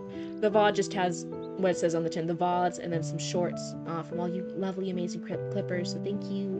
But I'm gonna start posting actual content on the Cryptid Roots channel soon. I'm gonna start learning how to edit and make some short videos, and that's all to prepare me, right? I need to practice editing some shorter, easier videos. That way I can start recording the video for when we do Raccoon Channel 6 News. I want to record me reading and adding in some extra stories and just making it flow nice, like one concise video for season 1 of Raccoon Channel 6 News. But in order to do that, I gotta practice. I gotta practice recording videos and editing them. So I'm getting started on that. I am just living up to being a trash can worm. Get back in the trash. It's giving me fucking short jokes. How fucking dare you? Spill the team DMs? Yeah. These two are over here. They're making up all the cool lore. I'm just a goddamn useless figurehead. If anyone's over here wondering, like, Jenny, like, oh, Cryptid, like, don't you plan this with them? Like, no, this is Zoe and Arias and everyone else who contributes to Raccoon Channel 6 News little side project. This is essentially you Raccoon's world, and I'm just living in it. Timeouts don't affect streaks? Ooh, that's some fun news. Oh my god. Low-key, just for the short joke, I should time out Zatra for the whole time we're reading the manuscript. Only let them in after I'm done reading it. I'll be like, okay, now that we're all done with that. Oh my god. Wait, let me tell you something. You'll still make edits? I forget now, who was offering to edit videos? Were you offering to edit videos? You'll see me at my most cringe. See me at my most cringe, please, no. I had to get better. I had to get better at videos before I share it with anyone else. Oh my god. Oh my god. It's got a fucking gun. Coyote Guard's got a fucking gun. Oh no. Everyone better fucking behave. Alright, where... Zatara, where were we? Zatara, what page were we on? Zatara. The power. The power. It's coming to Oh my god, do you guys want to know? So I think this stream is obviously the critique stream. Because I want to do that for you guys. But next stream, low-key, it's gonna be a gaming stream, and there's one I really fucking want to do. Everyone will have to show up to that stream with big brains. You're gonna need all your brain cells for the game, because it's so fucking good. If you know the twist in the game, don't say it in chat. Don't spoil it for anyone else. But there's a twist to the game that you need the big brain for. I was oh my god. It's a new game that Cat Smolders played. Hold on. No one look at me. Hold on. The Incident at Galley House. Fucking loved it. I watched that entire thing. It was so good. I love it. It blew my mind. It's like one of those games where, like, when it's done, you're still sitting back and thinking about it. It was so fucking good. Yeah, I think next stream's gonna be a game stream.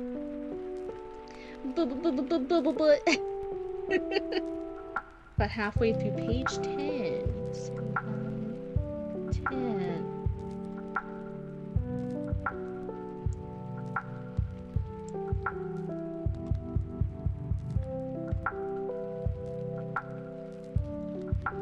Let's see. Worked for Blackbeard. I know, I think I remember it worked for Blackbeard bit. So that means we were halfway through page 11. Oh no, you're all good. But yeah, I think next stream is gonna be a game stream, but it is big brain. If you know the twist in the Incident at Galley House, do not spoil it in the chat, because, like, if you know the twist and you're going back and you're watching it from the beginning, everything makes so much sense. You're like, oh.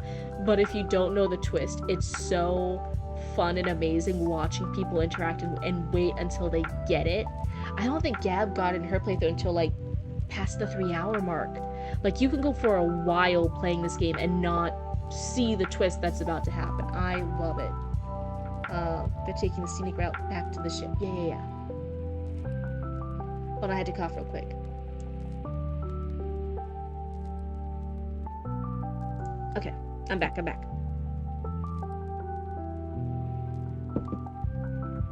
So yeah, that's the plan for next time. So if you guys, this time it was a mistake when I forgot to upload the list for people to yoink their slots. It was a mistake. This time it will be purposeful.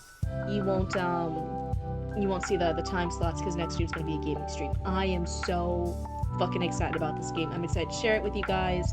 It's a story I was, like, so happy with, and so, like, my brain was going with it, that even though I've literally watched it all the way through, like, I already know everything about it, I'm still over here like, oh, I want to play it all over again. I want to see it from the beginning. Let's go. I loved it. It was great. It's technically a remake of an older game. Let's see. So Alistair, our pirate captain, and his, it's not shipmate, he has a particular title. I'm forgetting it right now. Wilkes Garrison?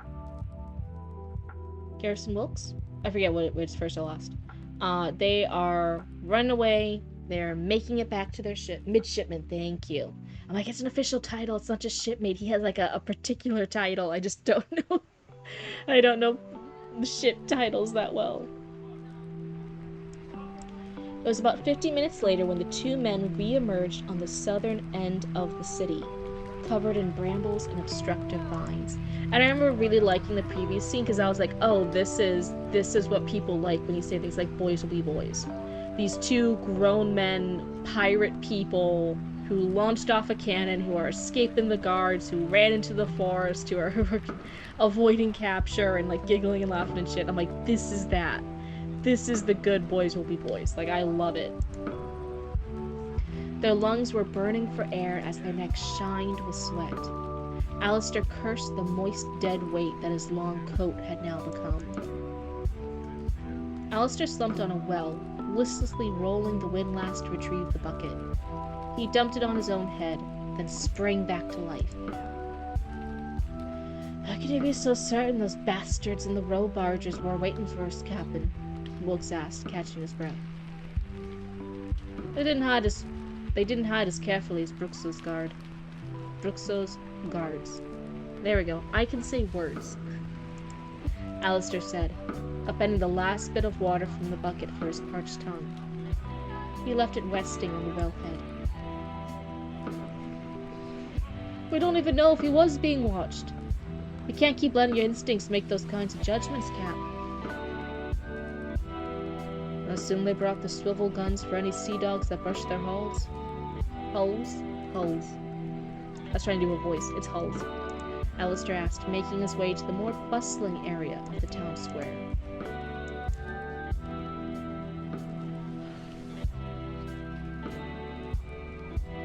You just spilled all the tea to Zoe about your future plans for Raccoon 6 News.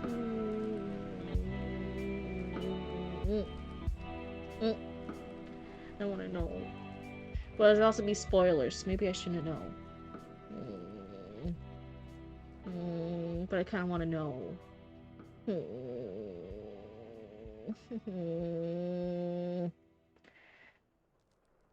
So, can you confirm that seasons 2, 3, and 4 will be absolutely peak? Ooh, don't tempt the cryptid. Yeah, I'm like,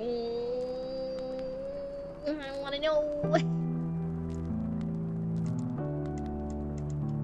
You know, this is gonna be so fucking ridiculous if you guys don't know the reference. There's the fucking old kids show, Lazy Town. Right? There's one of the characters, Stingy. Everything is his. And this train, everything is mine. Mine. That fucking song.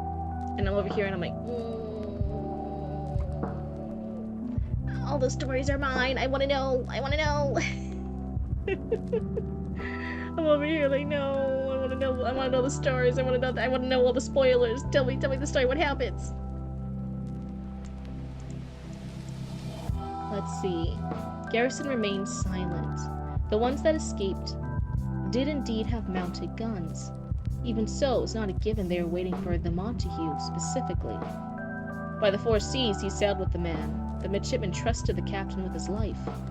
But some of his impulses frightened Wilkes more starkly than even the meanest headhunter ambushes on the open waves.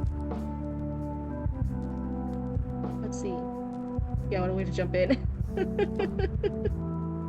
Yeah. Hey. This is a more chill stream. Okay, calm yourself. Calm your titties. Okay, it's all good.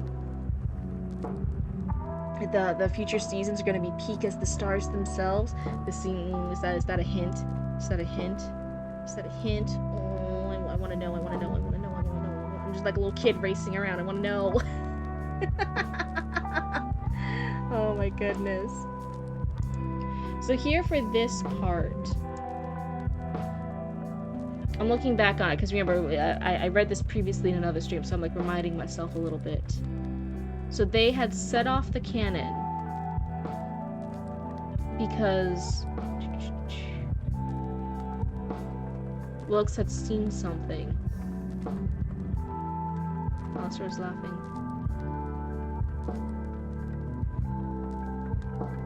Fortified to reach port side. Dock so little with bite marks. So they see something. They see like a campfire all the way off on this little area. He sets out the fire, the cannon. The guards come rushing up. They run away from the guards. But here, it sounded like there was something specific. That the people there were specifically waiting for the Montague, was waiting for their ship.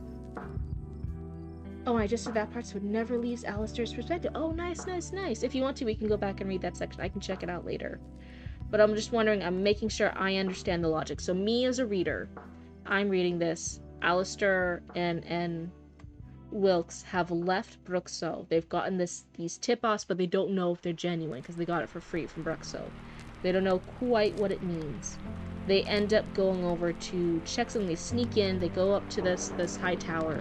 They're looking at something in particular that should be empty, but Alistair points out, like, oh, look, no, there's this campfire on this random little dock, this little arbor, this little faraway island bit. And then while Wilkes is looking at it, he sets off the cannon. It alerts all the guards. They had to make a run for it. But now here, it's making it sound like that little campfire they saw had mounted guns. Even so, it was not a given they were waiting for the Montague specifically. So here they were firing at that because they specifically thought there were enemies there pursuing them, watching them. Oh, you gotta go, Arya? No, I'm so sorry. It's all good. Have a great night, Arya. I feel like I'm horrible right now, though. Oh, hey, I hope you feel better, Chromebook. You're supposed to be studying for an exam? Oh, that's always... Bleh. What kind of exam is it? Let's see. There were some exams where it's... If it was, like, a math one, it's kind of do or die. You either know you should or you don't. History, I could... You could study for that one, but it's not necessarily fun. It's a club exam? I don't know that one.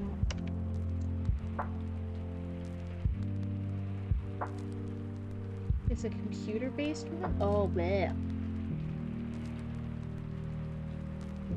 don't like the computer ones.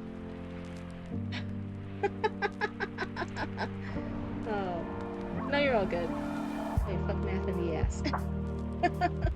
But yeah. It was... I mean, math, it's either you know or you don't. History, you can study for it. It's easier if you know what type of questions they're gonna do. English was always, and literature was always the easiest test for me to do. You're doing history? Okay, yeah, it's not as bad as math, but still. So 2 things set his paranoia in overdrive. Bruxo defers payment, and he casually takes a seat for those armed men with no escort. Alistair thinks Bruxo is playing a game here, which is true, but he never actually confirms the men in those rowboats were Bruxo's goons. Okay.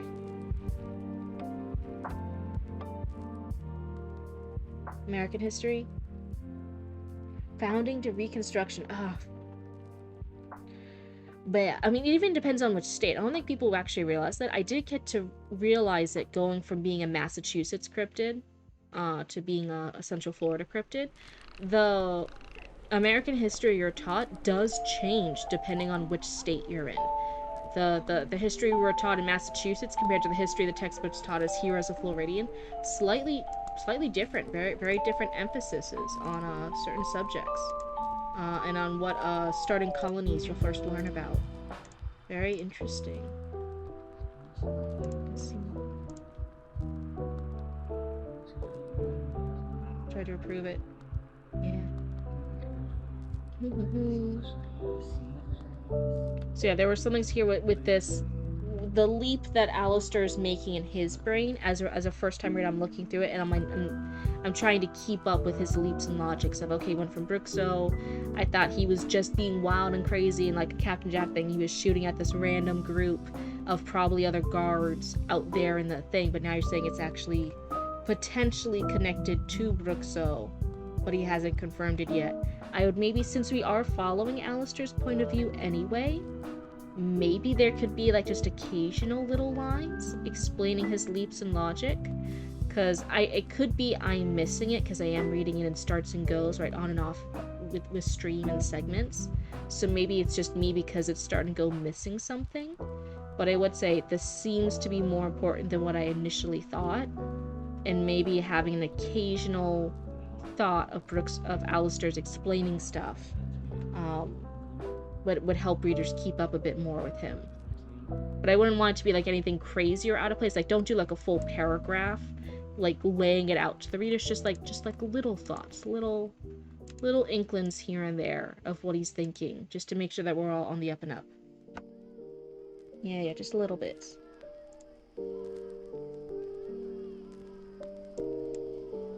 By the four seas he sailed with a man. The midshipman trusted the captain with his life.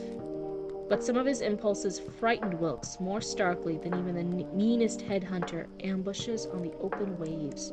Here again, I think we slipped into Wilkes' point of view instead of Alistair's. Let's see. I don't use a voice changer. If my voice is just different, it's because, quite frankly, I do a lot of really fucked up shit with my voice. Sometimes I'm very high-pitched. Sometimes when I'm reading, if there's like an AI type character, like a computer character or a robot, I'll try to do like a Siri-type voice. Sometimes I try to sometimes do like little accents and stuff, if I can. Sometimes I can't pull off the accents. A lot of times I can't pull off the accents. Yeah. Hardheart's right. This is the Suica model. The default, if you ever see it, if you're familiar with a lot of VTuber models, let me see if I can pull it up without breaking everything. Nope. This one? There we go. This is the default Suica model. There we go. Hello, hello. Here's the white lady. And here's all the customization options I did on it. I made her blue. Not much. Well, anyway, I'm a cryptid, so I'm not a human, so it's fine.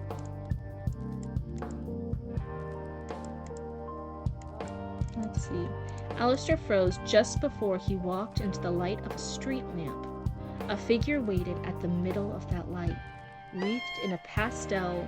Oh, hey, thanks for the follow, and I hope you like hanging out with the Cryptid Cult.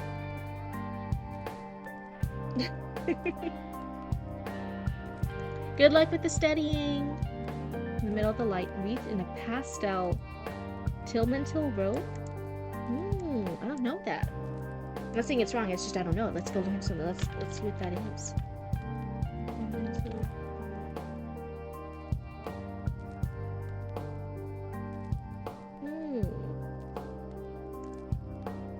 Tilmantil. It wants to pull up stuff for Tilmatley? Tilmatley? I'm not sure. I'm seeing like a little like bathrobe almost type of stuff.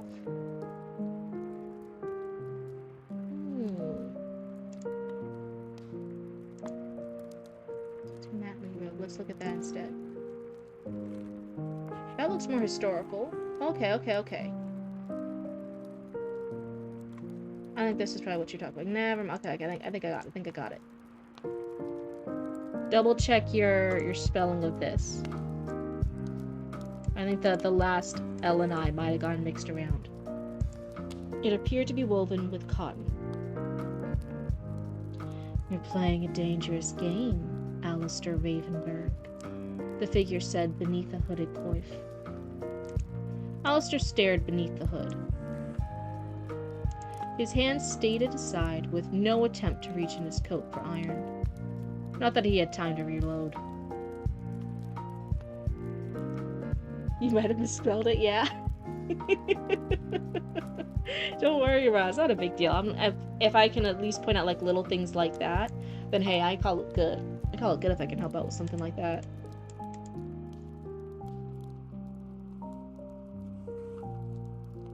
You wouldn't know a student by the name of Jeanette Albrecht, would you? The figure flinched at the intimacy of his words. Graduate at Codrington. Double for class? You happen to see her. Let her know Dr. Ravenberg needs help with some glyph work.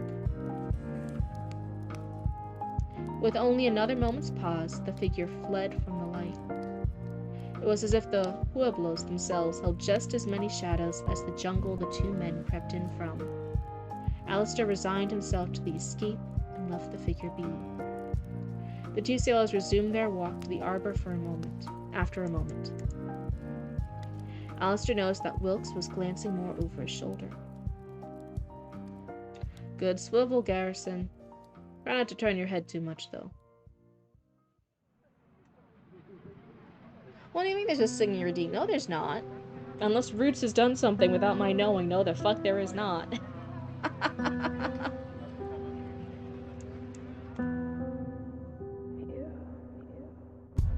I'm looking back on stuff real quick. Hold on.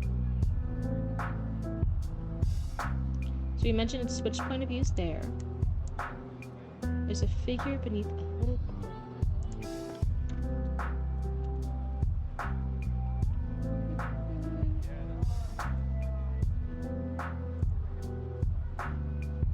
Okay, you can't use that description, but when I was thinking, I wanted to make sure that it made sense, because I was trying to think of a coif, and I'm like, it's already on your head. Do you need to specify it's a hooded one? But I guess if you mean, like, it goes, like, around the neck, like, over the shoulders a little bit, and it goes up on the head like a full hood, rather than just on your head, then yeah, I guess you would use, like, maybe a hooded coif. Let me see here. I just want to make sure it's the best description for that. I like to shake my raccoon booty and write. Oh, yeah? That's a lot of shaking. I'm joking, there's no singing routine. I was about to be like, Roots, you're in so much trouble. It's the style. It's the style of the shake, shake, shakes. Let's see. I have too many tabs open now. I was looking at too many things. Let's see. Alright, so that I think is pretty fine. So it's a hooded coif. I think that's fine. I think I see what you're going for. Needs help with some glyph work. Alistair and Wilkes had already stayed out till late in the night, and the captain had but a short nap till the sunrise hit his starboard cabin window. Yeah, so it is still late at night here. It is described. I was assuming, I'm like, oh, is it daytime now, or is it still late at night? As they are back in town, because it says it's the busier section of it. Let's see. The more bustling area of the town square. I'm like, oh, I didn't think there was a bustling area yet. It seemed like it was odd hours. Maybe when they came out, it was now light time.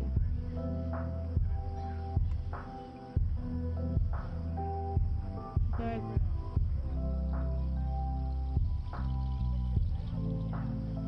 Inspectioning.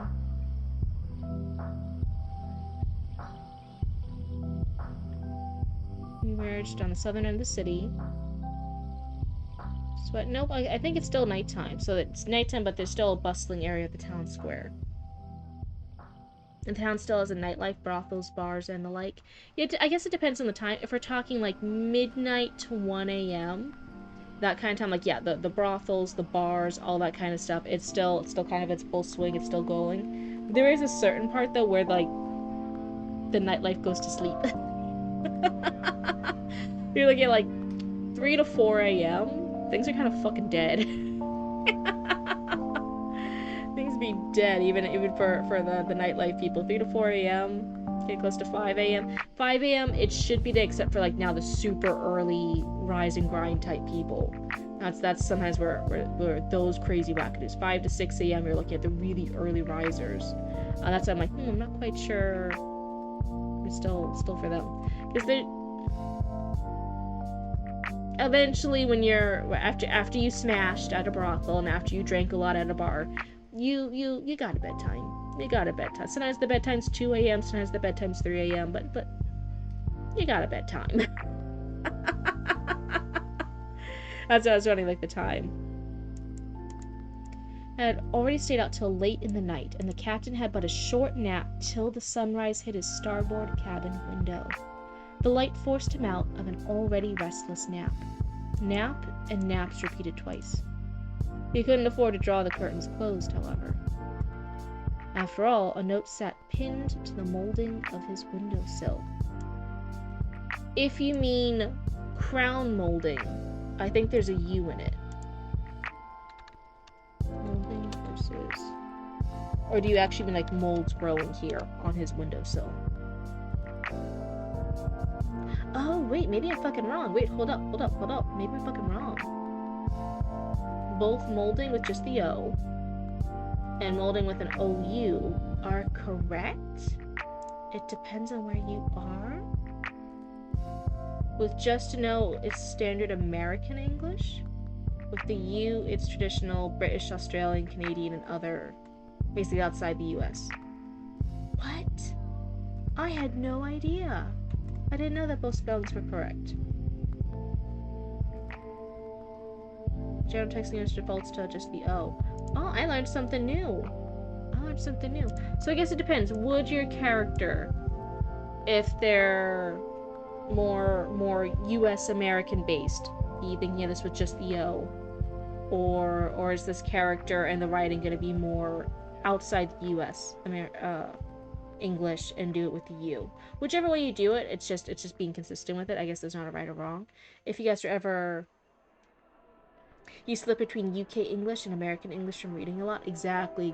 I guess that must have been my thing. I guess I must have only read it where it's UK English and it has the U.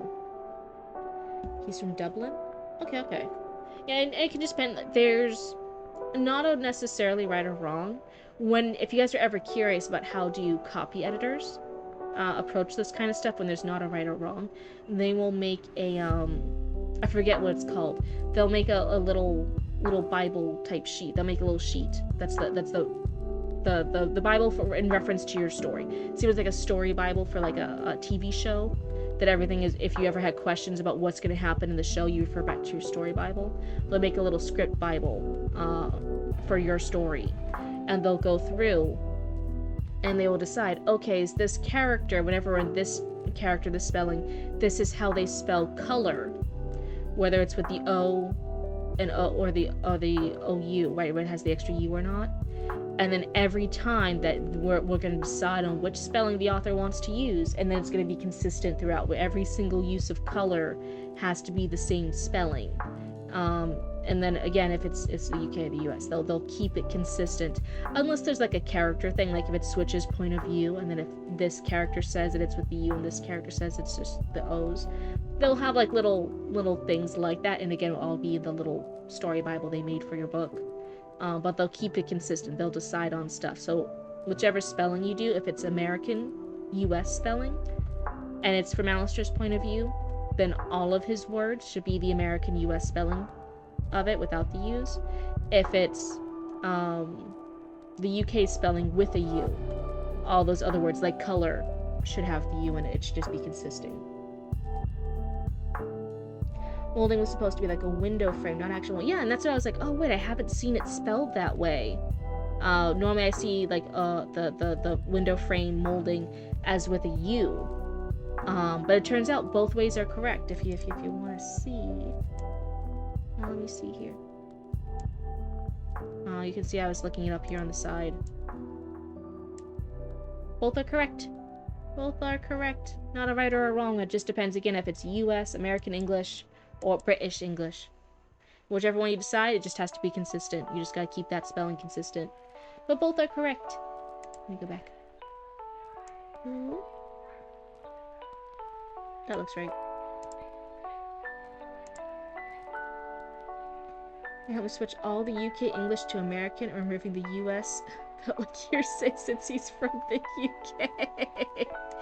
Alright, it's just what everyone feels more natural to you. Hello, hi big old booty boy. I think we actually mentioned you last stream. We were talking because there's you, and then there's also white boy as usernames. And then people sometimes who are just listening to me, they're like, what?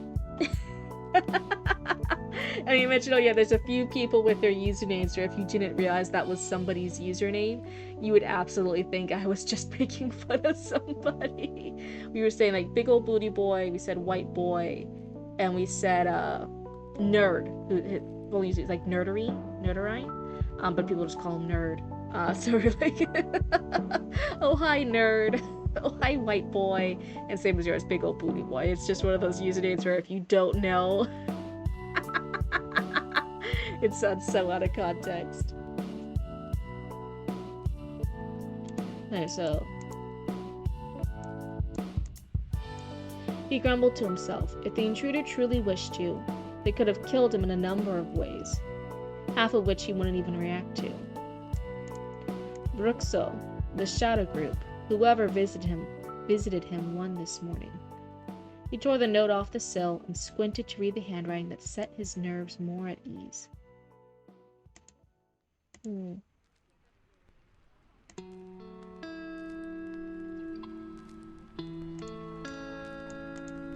I'm going back up here. So this is obviously a scene change. We finish up here. This is the next scene, right? It has a little spacing in it. So we're starting off with him waking up in the cabin. I'm almost wondering, I don't think this is a full critique, this is just keeping the mystery, of course. I'm wondering, sorry, big yawn. Could there be a slight rearranging of this, where rather than explaining, oh yeah, they stayed out, he dozed, he's waking up, here's the light, he couldn't afford it, and then we have, hey, there's a note pinned to the windowsill molding, right? I'm wanting instead maybe start with it. There was a note pinned to the windowsill molding, right? Of his captain's quarters, of his captain's room. What it looks like in the breeze. He had been reaching to close the curtains because the light was waking him up when he saw like the dagger or the knife or whatever it was. Because it's pinned, right? I'm guessing it's pinned with like a knife or a dagger. And then explain he'd only been napping for a little bit, he's rubbing the sleep out of his eyes, and then he does it. But I'm just wondering, out of these two, of like, oh, what should the start of the scene be? I think like starting with there's a note pinned to the captain's window is a little bit stronger compared to going back and explaining kind of a little bit of what we already saw. They could have killed him in a number of ways, half of which he wouldn't even reacted to. Bruxo, the Shadow Group, whoever visited him, won this morning. Should it be Bruxo, comma,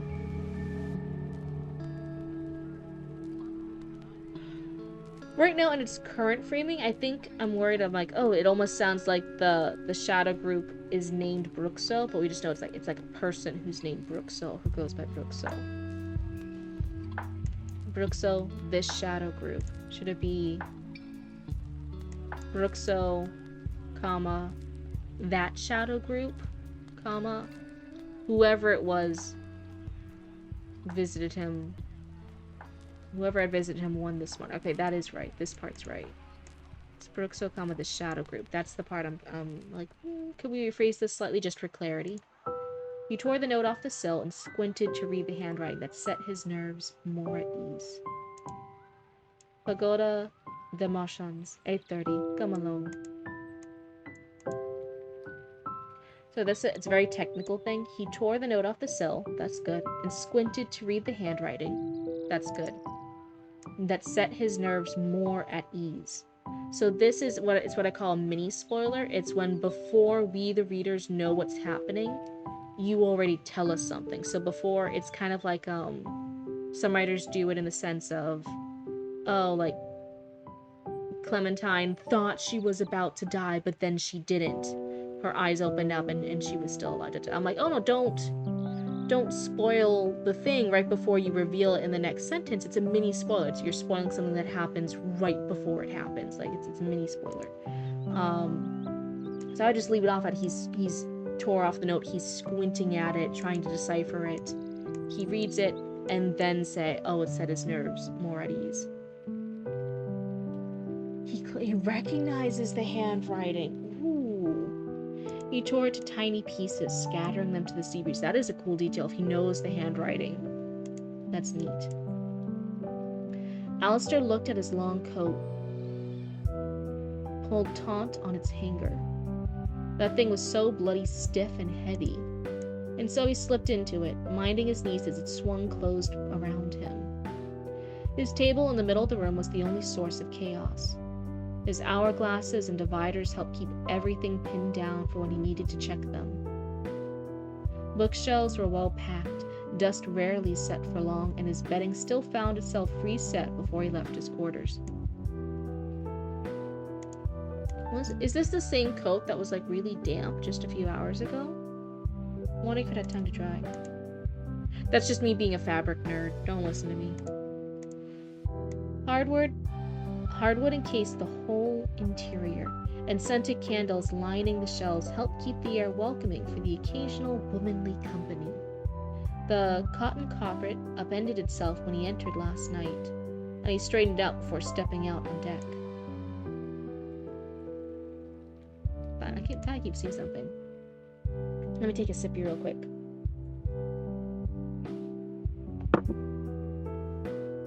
Oh, did everyone in chat? Sorry, I was sending in early congratulations to Heidenheart earlier. I was taking a peek at Heidenheart's channel of our lovely mod over here, Heidenheart, our coyote guard. There, sneak peek. Heidenheart, go away. I'm talking about you. Sneak peek, everyone. Heidenheart's almost at 100 followers. Psst. So if you haven't followed Heidenheart yet, you should go give them a follow on Twitch. They're almost there. They're almost at the 3 digits. Anyway. Yeah, you can come back now, Heidenheart. I'm gonna douse off my soapbox. Yes. Give them all the follows. My plan is working. They're like super close to it. while shaking the booty. There's no other way I would ever want you to follow anybody decaffeinated. Shake that booty. Shake that whole thing. Follow your groove.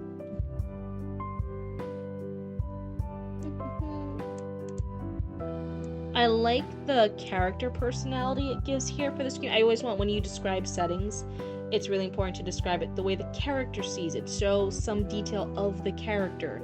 Don't just say, oh, the walls were purple. Like that doesn't help give us too much. But were they purple and the character fucking hated purple and it's the ugliest color, it reminds them of their mother or something like that. Like I want details. I want something of the character. This does give us this. Has chaos, only one area of chaos. Everything else is really organized and taut. He's living the life. He's living the pirate life. He even has things set aside for when he wants that sexy lady to come over. Who are we following? Loser named Heart something. Oh my god. Don't worry about it, Heart. Don't worry. The cotton carpet, right? Because he was drunk, he was stumbling in, he was tired, right? I like it showing his personality. I am like, is it a little bit too much here? Especially for like, while we're leaving. Like, we're leaving this room, but we have almost this long paragraph describing the room. If it was important, I almost wish it was like little details of this were like spread out earlier as he was waking up. And then he puts on his coat, you can notice a few more details, he's straightening his bed, and then he leaves. But having all these details here, and then he leaves so it's not important anymore. I'm like, was that the best place for these details? I think the same info just spread casually throughout the scene. He wakes up, there's the note on his windowsill, he takes it off, he brings it to the table, which is the only source of chaos. He can read it. He's taking out his coat. He's almost tripping on the carpet again. Then before he leaves, he straightens his bed and he goes out the door. Just having the details spread out, that feels like a better place. I am amazed. I'm amazed you're over here in chat saying like, oh no, I really made a mess of these 2 chapters. I'm like, what mess? Your stuff's always really, really good. I'm over here, I'm like looking through, I'm like, okay, what's the little bits that take this from an 8 to a 9? What's the stuff that takes us from a 9 to a 10? How do we ump this level? We're getting into really nitty-gritty, fine details here of fine-tuned ranges of sentence structure level. Where do things go? Where do placements be? Are we keeping track of this little detail? How's this? How's that? I think I've mentioned it before, I always feel like my brain has to be locked and loaded. I really had to focus on to give those little nuggets of shining this up to the next bit for you. There's not like a huge sections of like, oh no, like get rid of this whole chapter, oh this entire scene is the wrong starting spot. I'm like looking through a scene and I'm making sure everything's just on the up and up on the little polishing pieces here. I always feel it's almost like extreme mode of Where's Waldo. This isn't some like little kid's game like, oh yeah, Waldo's right there, he's taking up a third of the page, easy. Oh, here like, oh no, this is professional league, Where's Waldo? Where the fuck can I find an error? Oh fuck. So I don't want you to be looking at this and be like, oh shit, like there's a lot of errors. These are very nitpicky errors, and this is the higher tier stuff. This is taking something, like I said, from a level 8 to a 9, or from a level 9 to a 10. It's really fine-tuning the stuff. It's the upper level craft. It's the stuff that, quite frankly, in its current format, this is, I've said it with Heidenheart too, with their chapters and stuff. You could be on querying. This is stuff you would show to an agent. This is stuff that would get you the publishing deal.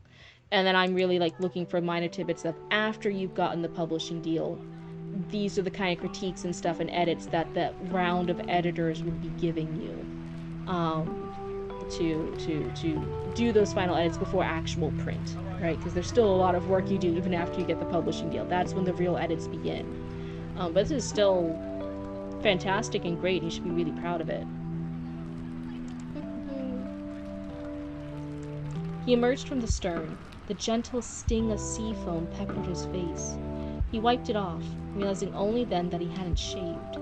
The captain chided himself, but he had an appointment to keep. Ooh, are you thinking of publishing, Sakura? You are proud, but you always have a yearn for an improvement. I think that's always how we keep up on our craft. That's how we all get better. That's how we like really reach like the next stage of who we want to be as artisans or as artists for, because you know, like it's a craft. This is an art. How do you reach the next level in your art of storytelling? I think always wanting to improve, that's how you get better. You're self-publishing? Ooh, which piece are you looking to self-publish? Do you want to do this one first? Are you doing another one? Which one's your goal to be self-published first? That's exciting. But he had an appointment to keep. Captain Alistair? The voice came from behind him, right as he was about to reach the ramp. He turned to the familiar, tired, bookish grasshopper of a man.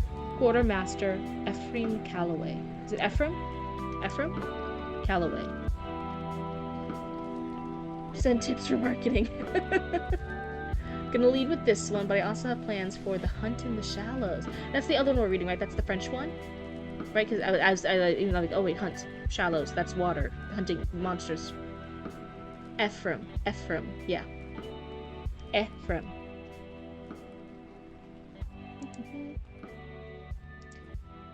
At his side, he gripped his leather ledger. I don't know why that was so hard to say. Nobody clipped that. Leather ledger. The man was wiry, though grizzled. He always had a look that halted the deck in its tracks. Whatever this look was about this morn, likely was not a brief detour. Whatever this look was about this morn, likely was not a brief detour. I don't know why that one sticks out to me more. This one feels a little clunky. This one I'm like, oh, can we reword this one slightly for clarity? This one, like maybe even like whenever Ephraim made that look, it was not likely to be a brief detour, or it's not likely to be a brief issue, something like that. I just want it reworded slightly for clarity. I don't know why this bit here is like tripping me up, but it is. It's a little clunky right now. Mr. Calloway, Alistair said, halting and turning to him. His arm rested on the oaken railing, though the captain tried not to let on he was in that much of a rush. Ephraim raised a brow. He didn't usually see nervous tics from the captain. A shrug as he opened the ledger.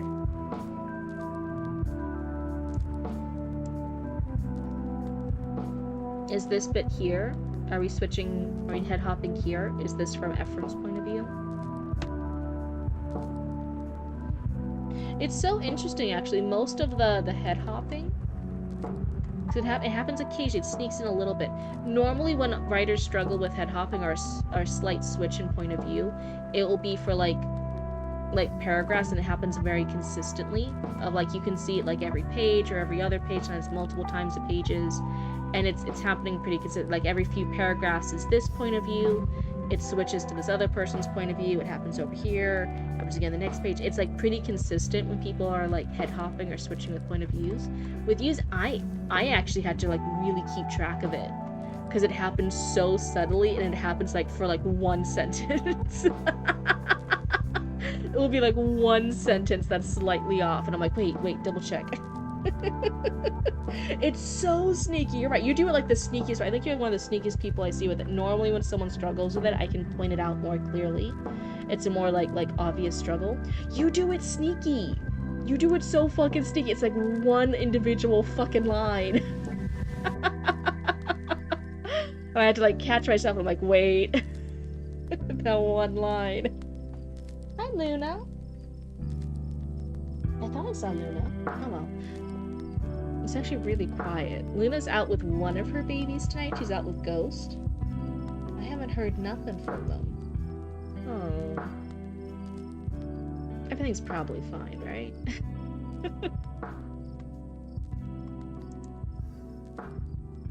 Shrug as he opened the ledger. I don't believe this will take long, sir. But this isn't something that should wait any longer than it has. A prickling unease rendered Alistair's arm heavy. He forgot the game plank, nodding to proceed.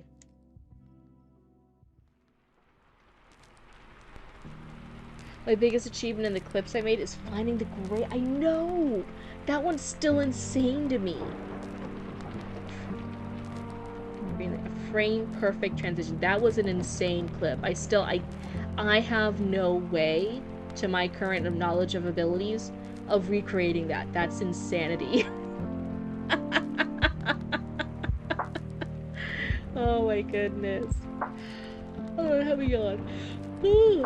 Okay.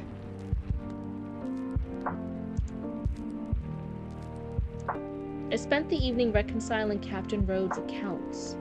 There are several voyages recorded that do not correspond with any customs declarations. As he spoke, he folded the notebook open to the page-marking tassel, lifting it to eye level for Alistair to see.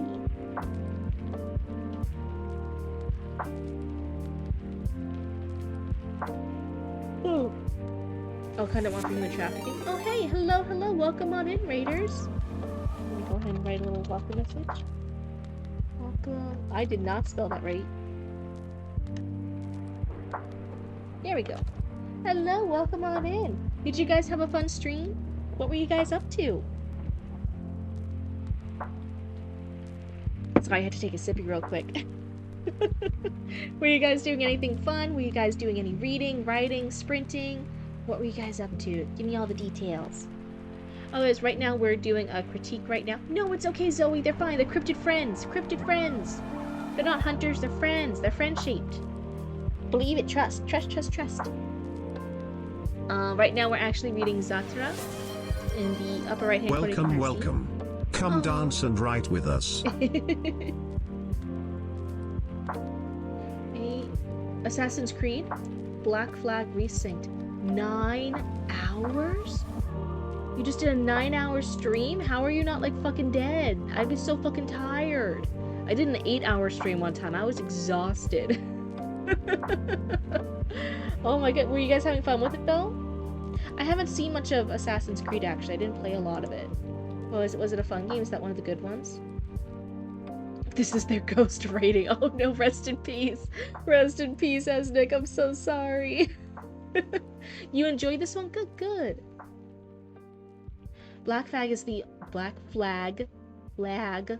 Oh my god, I'm slurring all my words together. Blah, blah, blah, blah. Black Flag is the only Assassin's Creed I ever played. Still a hard pirate game to tell. Oh, so it's a really good one? Okay, okay. And we're doing a pirate fiction right now. It's true. Everyone, look, this is a pirate story by Zatara. 76,000 points. That's a lot. I know there's just a lot of like debate whenever I hear about Assassin's Creed. Is people being like, "Oh, this game's awesome. This game's the worst one ever. This one's okay. This one's great. This one's bad. This one's worse.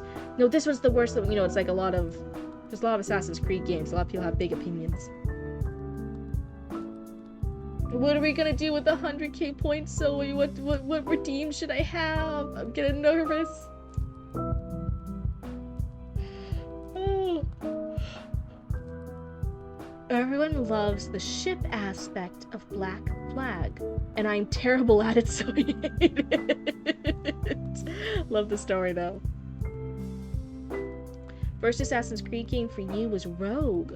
So I'm used to the ship mechanics already. So there's another ship one? Okay. Trying to get the skeleton crew. Need 206 bones to unlock. You collect bone. You can get like a real skeleton crew. You can get a skeleton army. Wait, that's really fucking cool. No, Zoe, there's not gonna be singing redeem. I'll hurt your eardrums. My viewers will go down. My chat will abandon me. I'll give people brain damage. The story was so forgettable to you. You just sailed around. You're like, fuck this pirate story. I'm gonna go on my own pirate adventure.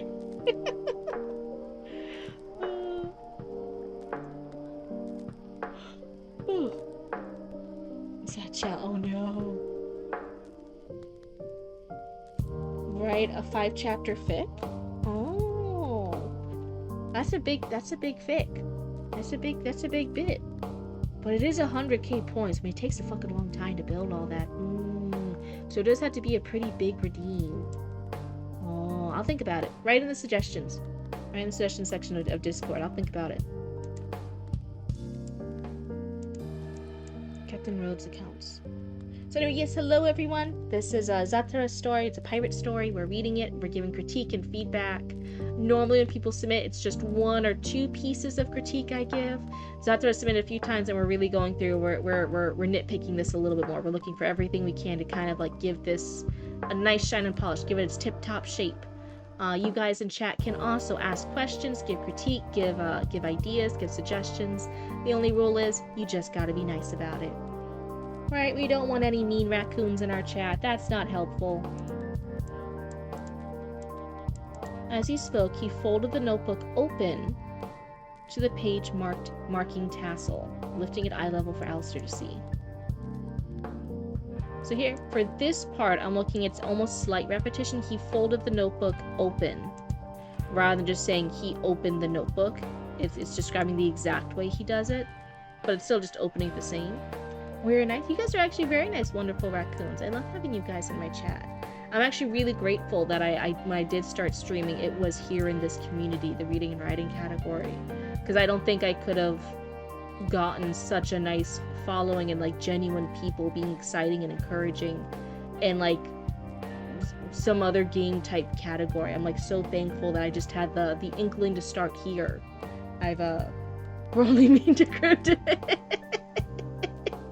That's right, you big bullies. I cry in my soup after every stream. I rue the day I ever met you guys. Oh my god. Just because you have an ass doesn't give you the right to be an ass. Yeah, every time you're gonna be an ass, you need to write yourself a little permit like, is this scenario actually worth being an asshole about? You gotta sit and think about it. Oh my god. That's right, Zatara did call me short. How fucking dare you? Why am I being so nice to Zatara? I was just saying all these nice things about your story. I should be being mean. Someone give me a red marker. I'm gonna start writing all this red marker stuff all over the pages of Zatara stuff because they called me short. Oh my god. Oh. Or help polishing 5 raccoon news stories. Because girl, we gotta polish them down. Hi Colt, welcome on in. I'm gonna sub before I get another dim hat. Oh wait, that's so nice of you, thank you. Oh my goodness. Hey, thank you so much for the sub. You've been lurking, Colt? Hello, hello, it's good to see you in the chat. All good. Actually, that would help. There's a lot more to touch up than usual. Hey, thanks for the follow, and I hope you like hanging out with the Cryptid Cult. Let's see. But this is exciting too, so you're thinking of self-publishing this one soon? So I know you're here getting critique and feedback of that, but is this the most you'll get before you self-publish? Like, is your plan just to get as much help and feedback from critiques here before you self-publish, or is there the plan to get some level of edit or look over little look-see before you self-publish? I only ask that because when you guys like tell me things like that, if you're like, oh no, like this is it, and then I'm gonna self-publish, I'll be like, oh okay, let me do as much help as I can. Let me look for everything I can to set you up for success and have it be the best bit it can be. Other people are like, oh no, this is just critique, this is just general feedback, I have like an editor I'm working with, and then it's like, I'm like, oh okay, then yeah, I'll just give you some general critiques and general things to look out for, but you also have someone else who's like working with you as a professional, actually going through line by line. Pretty much, I'm posting chapters to Scribble Hub and making revisions as they come up. What's Scribble Hub? I feel like I've heard that before. Have you guys mentioned that one before? Which one would be a good 100k redeem? Write 5-chapter fic, or polish Raccoon News story. 5 or 3 stories of it. Maybe probably add more details to it? Yeah, posting the story. Okay, so I have heard of it before. Okay. It sounds neat though.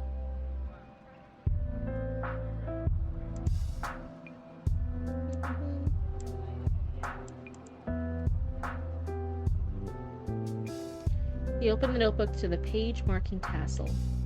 Part of my brain wants to put a little line, a little hyphen to connect page marking. Like it's a tassel. It's the page marking tassel. So I want page line marking, page marking tassel. But I think that's just my brain. I can't tell you if that's right or not. Again, I'm not a copy editor. Time for that decaf coffee. Oh, don't say that. You're gonna make me want coffee. Where authors post their novels. I got sucked in. I started reading more web comics and stuff, and like web stories. I have the I'm following stuff on Tapas. Tapas, is that how you say it? Tapas? I think that's how you say it. Whatever. I'm reading all the comics and stuff over there. People also post their web novels, web stories over there. So I'm wondering what's kind of the deciding factor for a lot of people where they post their work. Is it just limited to where you read stories from? If you read fan fiction on this site, that's where you post fan fiction too. If you read on Tapas, you post on Tapas. If you read on Scribble Hub, you post on Scribble Hub. Is it that kind of thing? If you're just posting wherever you're used to hanging out with as a viewer? Or is there actual technical differences? Is there one that's better for writers to post on than others? Because I am seeing like an increase in more and more people posting their web stories on stuff like that. So it's very interesting. It's a quickly growing group. It's a quickly growing community. It's growing more and more every single year. I spent the evening reconciling Captain Rhodes' accounts. There are several voyages recorded that do not correspond with any customs declarations. As he spoke, he opened the notebook to the page marking tassel, lifting it eye level for Alistair to see. The Deliverance. The very name made Alistair bristle, though his gaze remained placid. Smuggling, then? That's what it seemed initially. Ephraim paused to adjust his spectacles. However, the figures are peculiar. These voyages consumed extraordinary quantities of water, dry provisions, and restraints.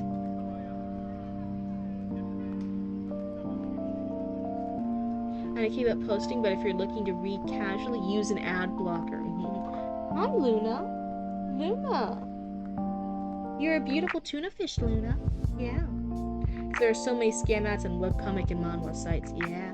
Keep yourselves safe out there. Thank you so much, Esnick. That is a good reminder. That's a good PSA. All my raccoons should be safe. More authors post their novels. Yeah, I think if you guys look in the oh my god, which section is it?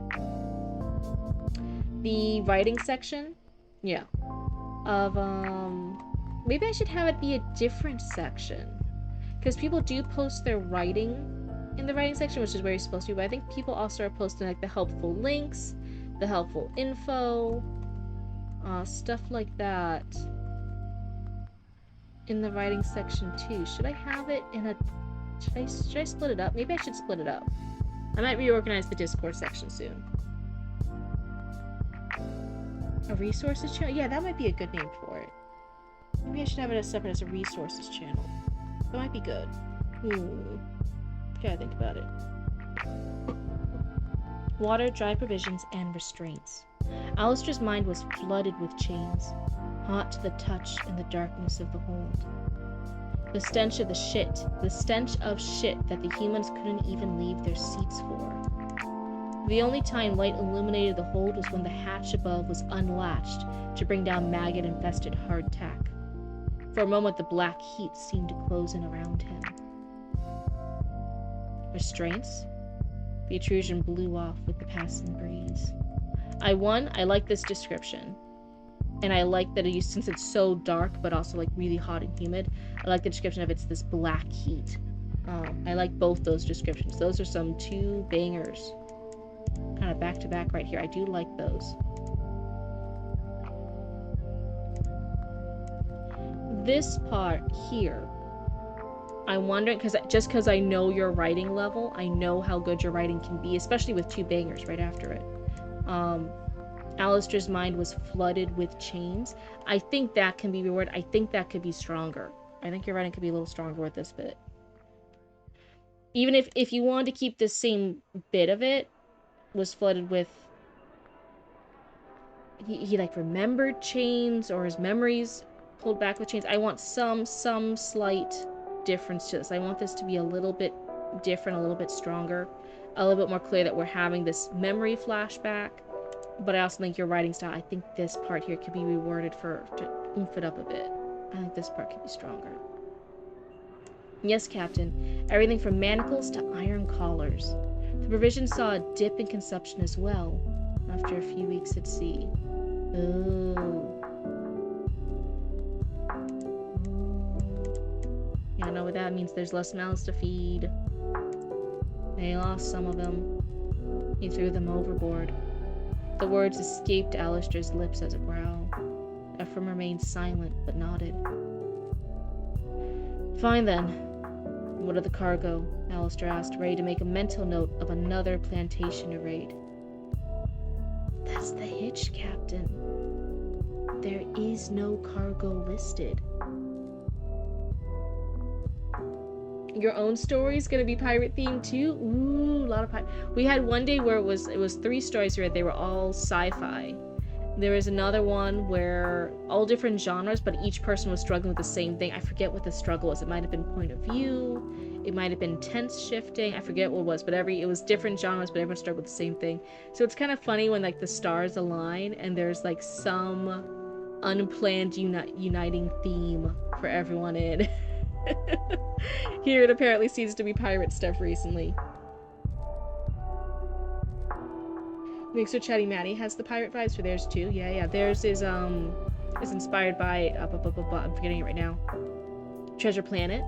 So sci-fi steampunk pirate vibes, like in space, in the stars, pirate vibes. The world needs more pirate fiction, Colt. That's your call. If you were looking for a sign from the universe, the Knock Knock Zatara was your sign saying, hey, write more pirate stuff. Less pirate and just general like seafaring type vibes. Got it. But still cool. Still cool stuff. Still good. I got you. No longer did Alistair's face remain blank. There's another one where we shifted slightly. Now we're more omniscient point of view, where a camera looking at Alistair's face. If this is close third person, it shouldn't be like, oh, his face, no longer does his face remain blank. It should be Alistair felt his face twitch. He felt his mask slip. He felt that his face is betraying him. But it should be what he is feeling, whether he's visibly feeling his eyes furrow, whether he's feeling a snarl appear on his face, whatever it is, but it should be close third person. You can feel what your face does. You can't see what your face does unless it's in a mirror. Oh, the pirates!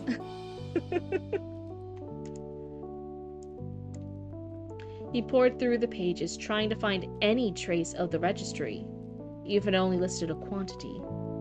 That rat bastard always tried to overpack the hold with about 550, even 600. He giddily starved them before the trip, just to fight for those extra inches of space. Several pages were turned through, and he merely flipped to more official-looking paperwork. You just feel so lacking because I'm basically just at the start of the story. Hey, be so happy at the start of your story. That's where you still have the most emphasis, the most excitement still. All the thoughts are bubbling in your head. You haven't like tired yourself out from all the work yet. Enjoy being at the beginning of your story, okay? Later on, you'll be like several chapters in. You'll already tossed out a plot point. You'll be switching stuff. You'll be wondering, like, is this even a story? What am I thinking?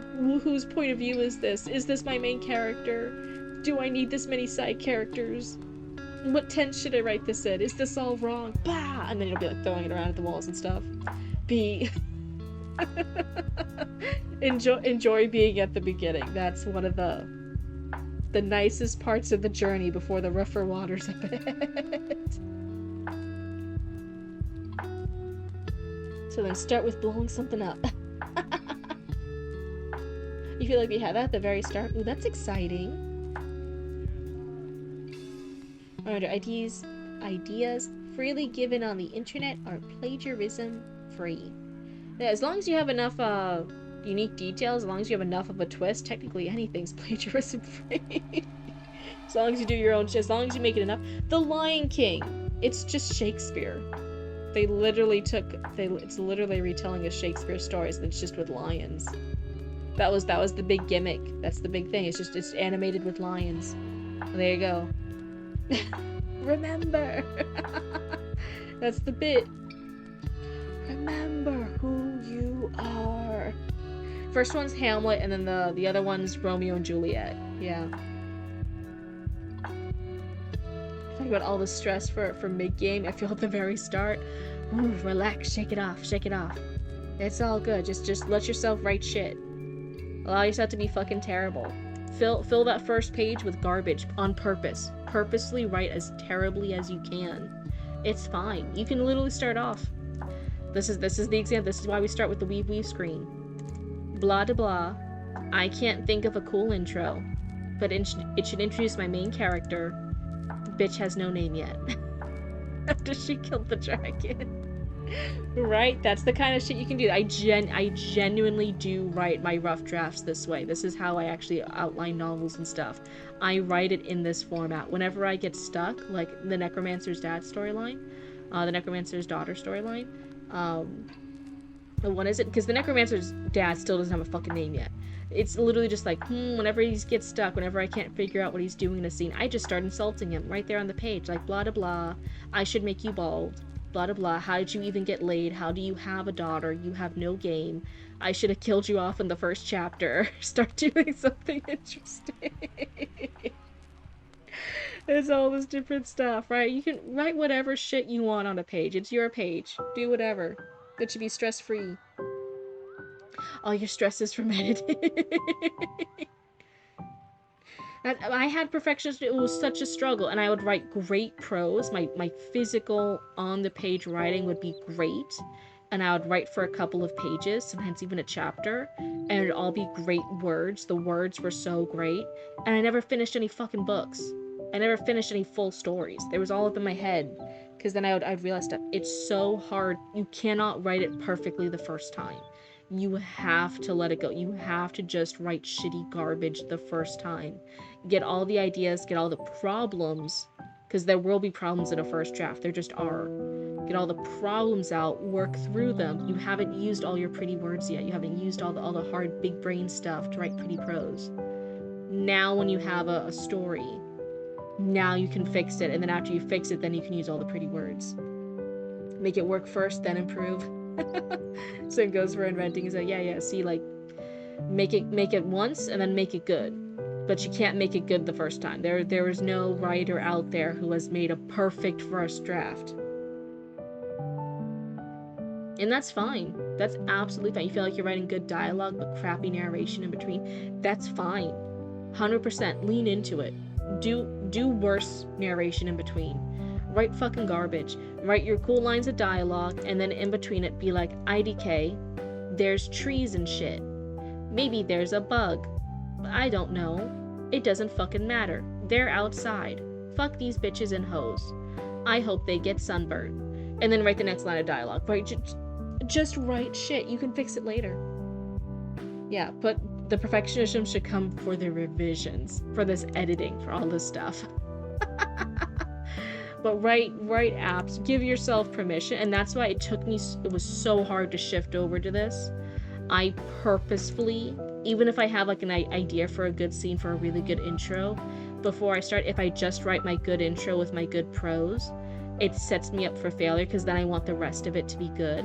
So even if I have some really good prose or really good intro, I force myself to write fucking garbage, to write blah blah blah. I don't fucking know. This is just a rough script. I don't know what I'm writing. Yada yada yada. Okay, here. And then I'll write in like the cool little intro scene I had with the cool prose. And then I'll finish it more with fucking garbage, with fucking I don't know what to write, I don't know what to write, I don't know what to write. Maybe the character can die off. Maybe I do this. I don't know how the dragon lady responds yet. Maybe she puts the sword through the dragon's brain, right? It's just nonsense. It's not write garbage. Write garbage. Figure it all out, write the garbage. And then, Journaling cult. Can you imagine someone hopping on here for the first time and listening to this without context? I think of that all the time. All the time I'm thinking of that. I'm always thinking constantly like, wow, I say random shit all the time, and your guys' stories make me say random shit all the time. Any and every moment people jump in. This must sound so fucking weird and wild. Do you want to take it over with my promise? You're all good. If you hadn't distracted me, I would have been distracted with something else. It's the vibe. It's the ADHD.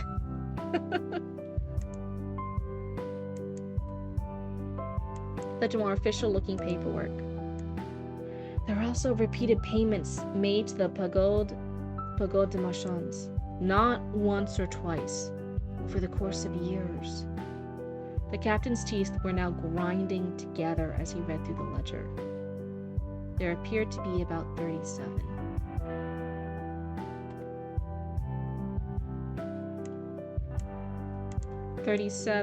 Payments? I'm guessing payments. I also found this tucked into the back cover, Ephraim said, producing a folded slip of paper. Alistair grasped it and recognized the more informal curvature of the words. So Pagode de Marchands, that's where the note was saying, like, oh, we have to meet up. 8:30, Pagode de Marchands. We gotta get going.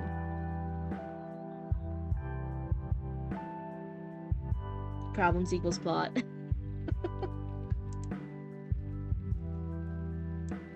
Formal curvature of the words. Albrecht? Albrecht? I don't know how to say that one. And associates can be moved to cooperate. We have both their daughters now. Oh, that's ominous. Oh, that's ominous. The note trembled in his hand.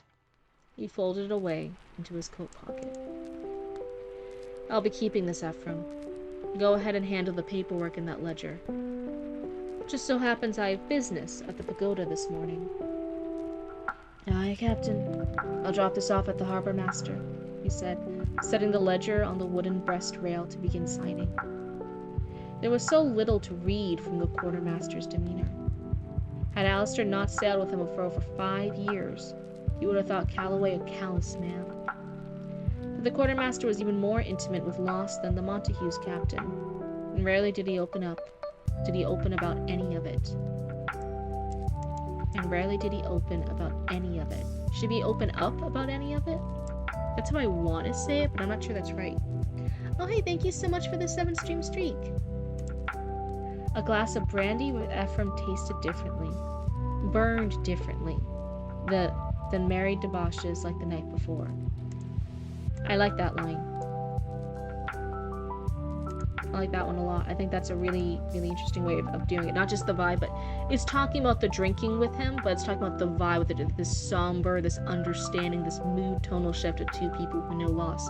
I like it. This was a really nice way of saying that. I do like this line a lot. But I will look. That one.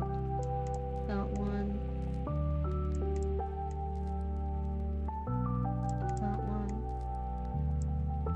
That one.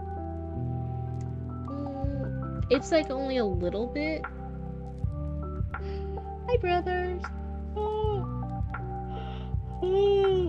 sorry, I'm yawning. You can tell it's late for Cryptid now. I'm wondering if we could have, it's a lot of, I'm looking at the flow, when I'm looking at sentences, when I'm highlighting those sentences, I'm looking at how long and short the sentences are back to back. For a good cadence, for a good rhythm of story structure, we want sometimes shorter sentences and then longer sentences, and to kind of go back and forth between them to a varying level. Like sometimes a character's voice will lean more towards shorter stuff. Sometimes a character is naturally more longer run on. But in general, you want to have a good little mix up for the flow, for that rhythm of short, medium, and long sentences. And this one goes from, I think, mostly medium to longer. And I kind of wish there was a little bit of a shorter one here to kind of break up some of the later, longer sentences. I don't think I would say to cut any of them. Especially this last one. I really like this fucking last one. I think this is one of the strongest lines in it. In this paragraph.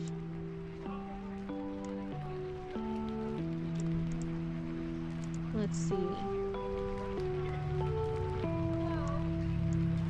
Oh. We would have thought Calloway a callous man. But the quartermaster was even more intimate with Moss than the Montague's captain, and rarely did he open up about any of it.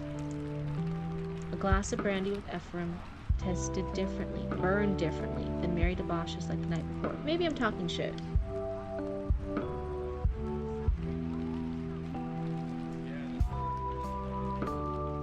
Oh wait, did I miss a misspelling? Did he misspell his name? Wait a second.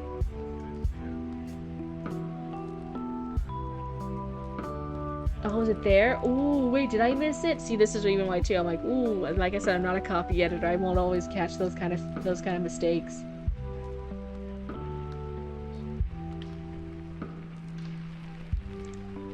I think I was gonna say like, oh, I wish there was like a shorter sentence in between this stuff, but as I'm reading it, I'm like, no, I think I'm full of shit. I think don't listen to me there. I think this is actually pretty good.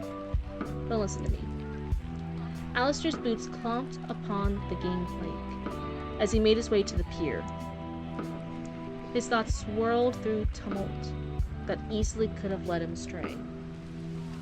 Down the boardwalk, he caught the briefest glimpse of the wanted bulletin board.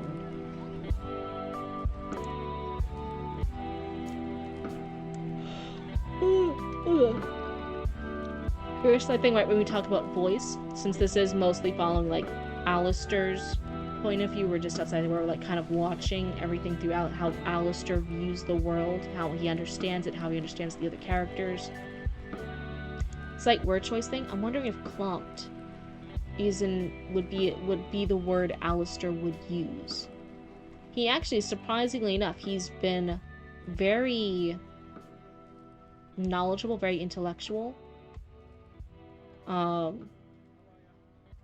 Sometimes very silly, especially with that scene of like the cannon and everything going off, and he's poking fun at his own people. And he can be very like lower humor too. He can be like jokey and funny and silly, but he is a very knowledgeable one guy. I don't.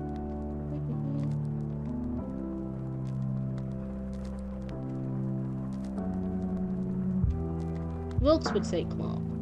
Wilkes would say clomping.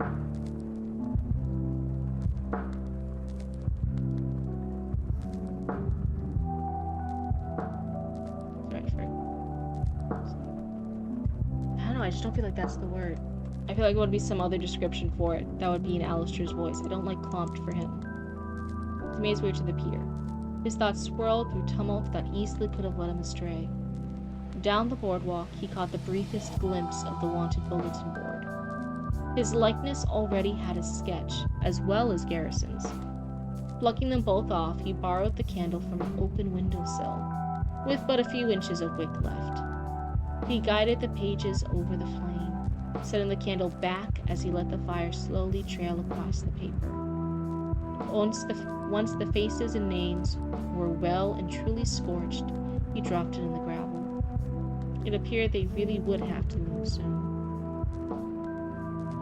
His boots thumped upon the gangplank. I don't even know about like a sound description like that. Would it be like his boots like stepped heavy on the gangplanks? His boots made like heavy steps on the gang. I don't know. I want some other way of describing it. The sound here just doesn't quite sound like Alistair's voice. I know I'm not wording it right. I'm not wording it clearly, but I'm like, it's a very minor line edit, and I'm not always the best at describing line edits that I would recommend. But I think like Alistair's boots stepped heavy, or made heavy steps that rang out on the gangplank as he went down the gangplank. Something like that. I want some other way of phrasing this, because the clomping and the thumping, I'm like, oh wait, that doesn't sound like the cool way everything's been described until now with Alistair.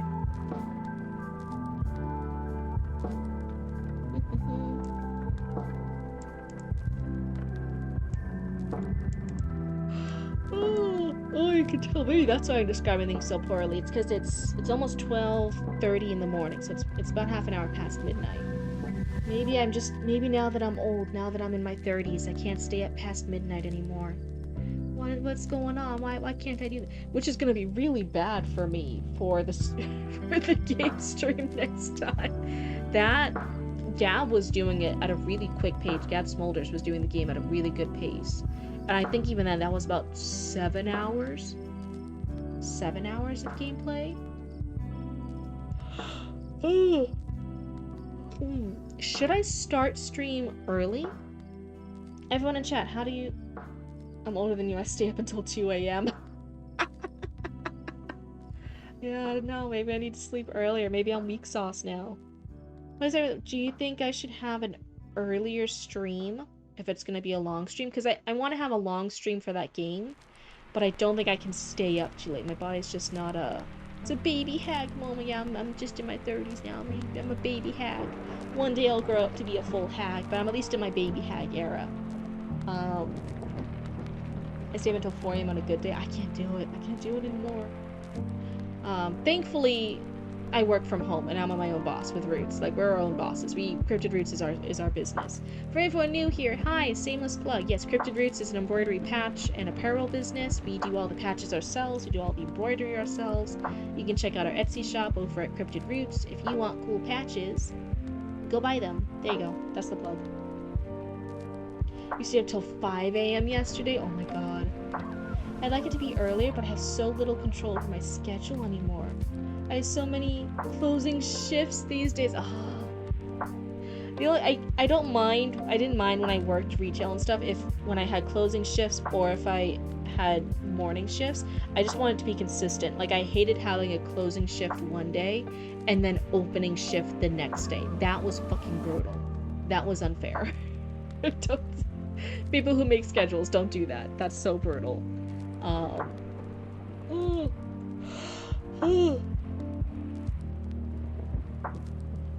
remember there was one shift. Swing shifts 11 to 7 are the worst shifts. Oh yeah, I would hate that too. Just open one day, close the next. Ugh. Because you had no time to do anything. Yeah.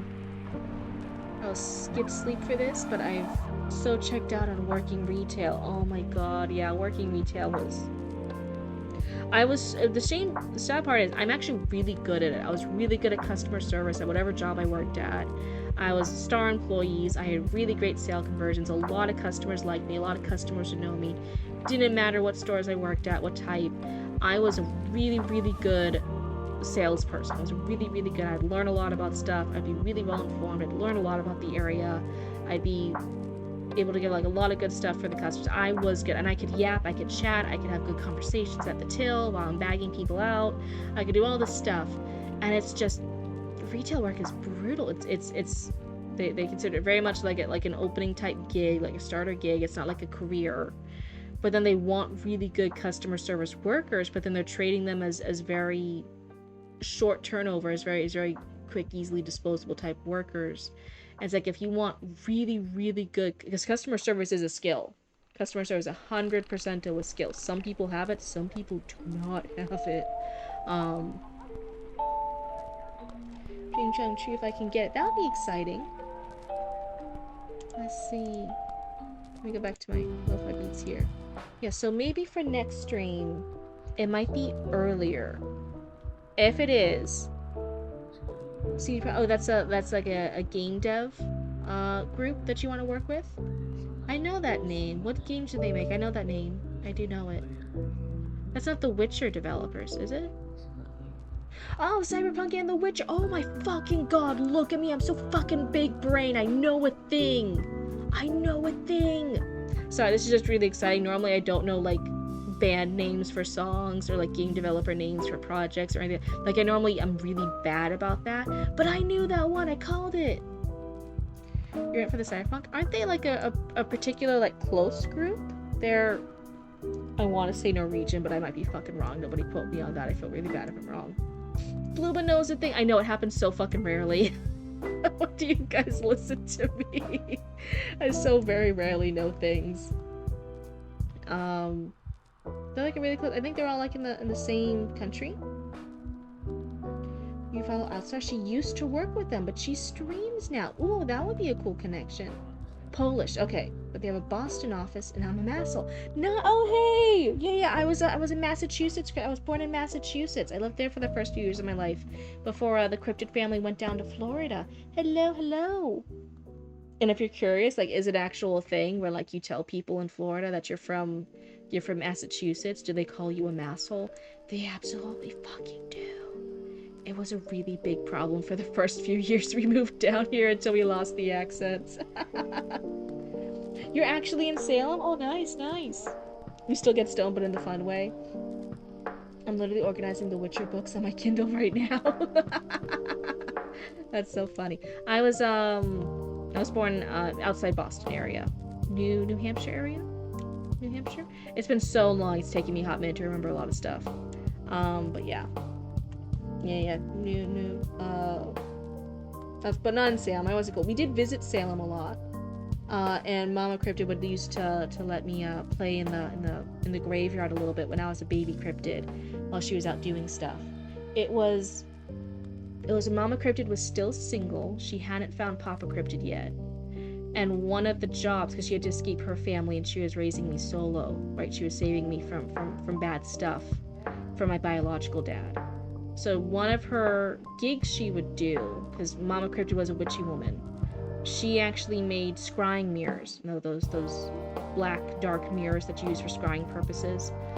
She made scrying mirrors and really gorgeous frames. All this, she would make scrying mirrors during the week. She would thrift and collect and find all the different stuff, find cool mirrors, turn them to scrying mirrors. At the end of the week, she would take the train down to Salem. She would bring me along, because she obviously didn't have like a babysitter or anyone she could trust with me, right? Because her family was so bad. So we would take the train down to Salem. She had it in like a wagon full of these scrying mirrors. And she had these particular shops in Salem that she would sell to. So she would go from shop A to B to C to all the different shops down the spooky little touristy section of Salem, with all the spooky witchy shops. And she would sell the scrying mirrors to them, and she would be like their weekly restockist. And they'd buy whatever mirrors they wanted from her, and she would do that little route. And I'd play in the graveyards while she did that. She would watch me through the windows while she was selling. And at the end of the day, she'd have whatever money she had for that week, and then we would get back on the train and go back home. But she remembers that. She's like, oh yeah, I let you play in the graveyard while I was selling the scrying mirrors. I had a little wagon. I think in the beginning, she would use my stroller. So like it was me, like we had to use my stroller and stuff to carry it, because she didn't have a little wagon. But later on she got a wagon, and she had the stroller for me, but she couldn't do both, so she would just do the wagon, and then she would carry me. Mama Cryptid was working hard those years. Question for one of the backstory short stories I'm writing for my NPCs. 400-year-old elf veteran. Okay. I want to capture moments from his time in service. Enlisting, losing his family, moments during the war. But I don't know if I want to do it in the moment or reminiscing. Whatever feels natural, whatever feels organic for that point. I don't want you to get too lost in the sauce over that stuff and like detract from whatever main story's happening now. Wagons are the shit. Born and raised in Florida yourself? Don't think I've ever had the good Florida experience. Yeah, Taurus ruined it a lot, huh? How to fill the time in between. So is the main story following his life, or is there like a current story? And then there'll occasionally be flashbacks, so like his previous time and doing all that stuff. Just to clarify. There isn't a good Florida experience. Oh my god, yeah, a lot of developers, a lot of tourists, a lot of people always moving down, especially in more recent years. But even happened before, like with my family, there was a huge time period where a lot of people up north came. The Rust Belt were all moving down south. Hurricane Milton was crazy though. Nearest tornado damage was like 3.5 miles away. Oh my god. Oh wait, Satoru, are you sad? I'm sorry, wait. You can sneak those in one place at a time. Looking at an old picture or hearing a song that reminds him of a friend. Old souls can be sad. But they'll die before they admit it. The clues are usually innocuous. The old souls are sad, but they'll die before they admit it. It's just to flesh out the NPCs for me and my players in practice. And so if there isn't like an overarching story, if it's just a series of snippets, then it can just be, just write down the series of snippets that happen, right? It depends on what it's for. And you're saying this is just for you and your players to know about. It's just fleshing out the world. Then you can just list out what happens. You can just list, okay, he joined the military here. This is the war he fought in. This is when he lost people. This is the stuff he figured out. This is his triggers. This is what stuff sets him off. This is what he's still recovering from. This is how he acts. If it's just for that. If you're writing a short story, then you have your main plot that's happening, plot A, and then there's that B plot of him thinking back on these different things throughout it. That's kind of related to it. Or if it's just a series of snippets, if there is no A plot, if it's only just talking about his life, just write out his life. Just do that. It just depends on what you want to do. I can't decide that for you, but it's whatever you want to do. And I don't know what you want the finished format to be. He's like the last in real life ninja who decided to die without passing on the techniques. He wandered into the woods to die alone before stumbling across the town the campaign is in. Ooh, that sounds neat. Had some insane security cam footage with audio of a tornado destroying a building like 11 miles away. Oh, that's so spooky. I will say though, I see stuff of like the hurricanes and the tornadoes. It's scary. It's scary stuff. Take it seriously. Take it legit. But then I see what a lot of other people in other places deal with the earthquakes. 100%. I'm taking a hurricane over an earthquake. Earthquakes terrify the shit out of me. I'm used to hurricanes. Hurricanes are fine. I have warnings. We buckle down. Everything's good. That's the way I like to receive the wrath of the gods, with pre-warned weather alerts and stocking up at Walmart beforehand, and with a hurricane party in the driveway afterwards. Okay, I know how to handle hurricanes. I know when to evacuate and when not to. An earthquake? A fucking earthquake? Just randomly the ground beneath your feet decides no? Just decides to send you to hell? What? No warning beforehand either. Like, yeah, the weather reports report on it afterwards. Like, oh yeah, this earthquake measured this much. Here's where you can feel it. They tell you all the measurements afterwards.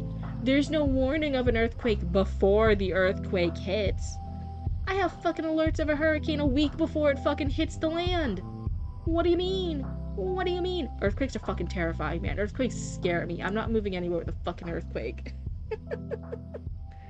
Oh my god. Sounds like it could have something good. Yeah, it sounds really, really neat. It's very much the world doesn't need people like me anymore.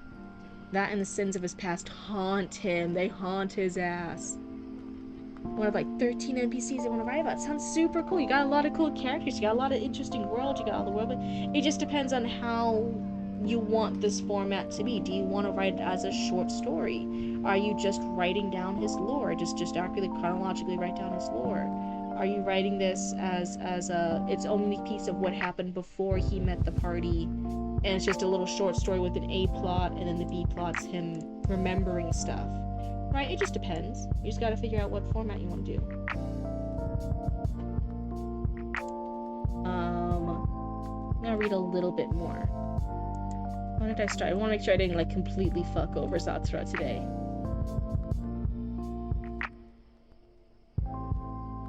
Okay, we read halfway through here. Half, 1, 2. Okay, released done 3.5 pages. Okay, I haven't completely failed.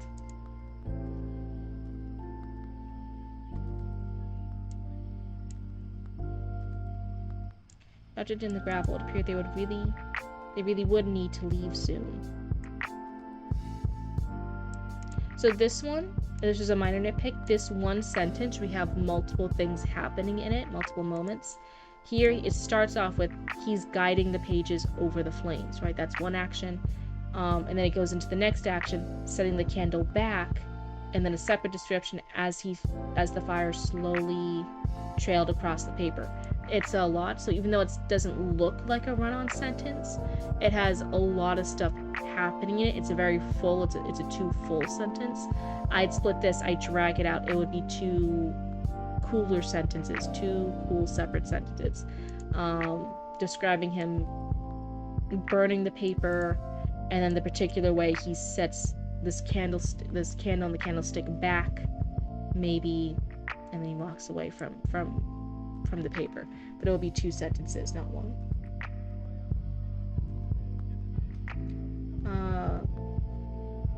Dragon captured used for their body parts with regeneration magic.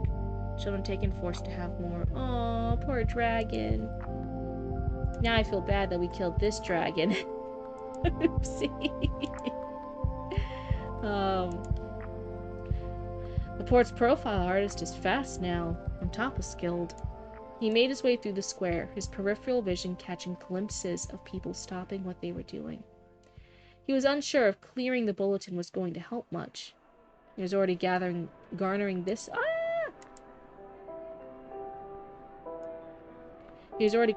much attention from fishermen, high-class socialites, racketeers, and curio salesmen.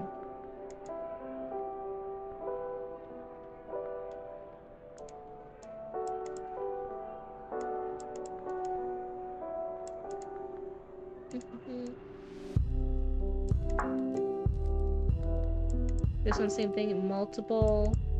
The lengths of these two sentences for this paragraph, both of them are longer, near run-on sentences, if not run-on.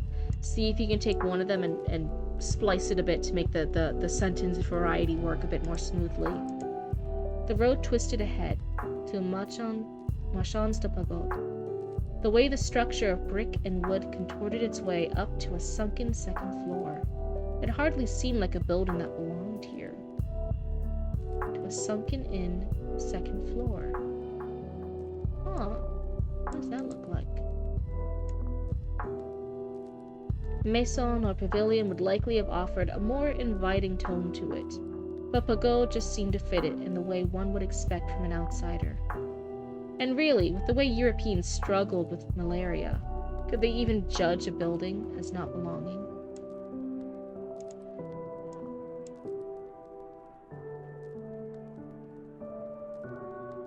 I kept dragging me. Okay, let's lighten up a little bit in chat. No sooner did he attempt to turn up the collar to his long coat than he felt a weight to his side. Two arms wrapped around one of his own, and he looked down to see the dark silken hair of a young woman, whose brown eyes shone almost with a rusty hue in the sun. She wore nary a hint of foundation, but had no need to lean on it. Jeanette Albrecht. I don't know if I'm saying her last name right, my apologies. A student who volunteered too many answers during lectures that he had to start bullying the ones that tried to stay clandestine at the back of the class. Let's see, same thing here. All the descriptions given, everything revealed in this is great, but the sentences themselves, that flow, that way that you're reading it, it's all a lot of long sentences and longer sentences. I want that sentence level variety. I want long and short, short and medium, medium and long. I want different lengths here. So because I was running out of breath, especially with some of the later ones here. I'm like, ooh, that's a run-on sentence. See if you can chop it, see if you can rephrase it slightly for that sentence level flow. Dr. Ravenberg, when did those sea green eyes turn as hard as steel? I'm not sure if that's natural dialogue. I don't know if I like her saying that. That feels a little wonky. The words from the note reverberated in his mind. He wanted to ask her about it right away. Alas, he was not sure what kind of hornet nest he would kick in doing so. I say I've become a fair bit more flexible now, if I was feeling charitable, he said, pocketing his hands and walking into the cold, dark archway with her. She kept her gaze ahead as the two strode along fiercely incongruent tiles, with varying sizes and impossible measures, overlapping where they had no business doing so. Their footsteps reverberated in the coolness of the shade. Did I already read that? Oh yeah, it's repeated up here. Reverberated. This and here. In the coolness of the shade, ringing out ever slower. Her hands gripped his arm at the elbow before she finally spoke once more.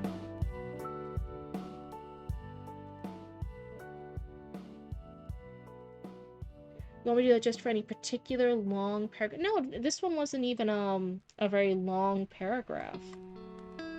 It's not about the length of the paragraph. I'm not saying split it up into shorter paragraphs. I'm saying like fuck, where was it? No, this one's not a very long paragraph. It's like looking at the sentences. One sentence, how long is the next? So like this one's shorter. This one's longer. That's good. That's a good sentence variety. Flame with flame, giving it a shake as the flame bloomed. That looks good. So these two are similar length, but that's not necessarily bad. This one's a little similar.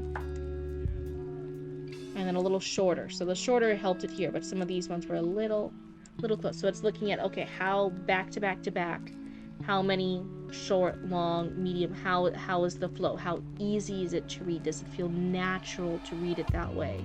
Does it feel natural to have it that way?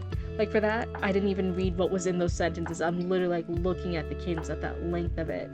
It's a nice little cheat sheet.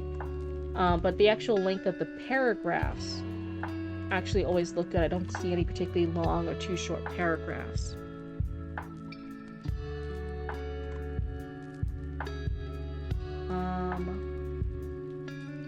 So like, oh, I think this is the one I was talking about. So you can see it's not like an overly long paragraph. It's just a nice paragraph. That's a paragraph. But this is that sentence. Two arms wrapped around one of his own, and he looked down to see the dark silken hair of a young woman whose brown eyes shone almost with a rusty hue in the sun. That's long. There's a lot of stuff that happened there. She wore nary a hint of foundation, but had no need to lean on it. Jeanette Albrecht, a student who volunteered too many answers during lectures that he had to start bullying the ones that tried to stay clandestine at the back of the class. That one and this one. Both a lot of stuff. They're run-on sentences a little bit. There's a lot happening. They're very bloated sentences. The info's not bad. The descriptions aren't bad. But those sentences are tired. There's a lot of info in each of them. And I'm like, oh yeah, you want to maybe break it out a bit. The sentence variety is pretty good because we do have this shorter one in between it. But like looking at the info, see there's a way to splice it around, shift it around a bit. Keep the info, but slight repackaging, slight rephrasing to make it flow a bit better. And then here I said, I'm like, oh, is it... Unless she has a very unique voice that says this, and this is just how she speaks. I'm like, this is very unusual for her to say it like that, especially as a kind of a greeting. Like, huh, her voice is a little off there. And for those not feeling so charitable. Alistair paused. The brim of his hat hung down over his eyes as he too searched for the right words. None can judge my lack of flexibility more harshly than me. His arm slipped from her grip, and he continued to the end of the hallway where light eventually beckoned. He found a table, segmented for two different heights, nestled into a corner. A recent addition from the Machans, though it looked just as out of place as the rest of the building. Of this building? Or should it be of the building? Another oddity in the building made of the stuff. I like that greeting, but I can retune it.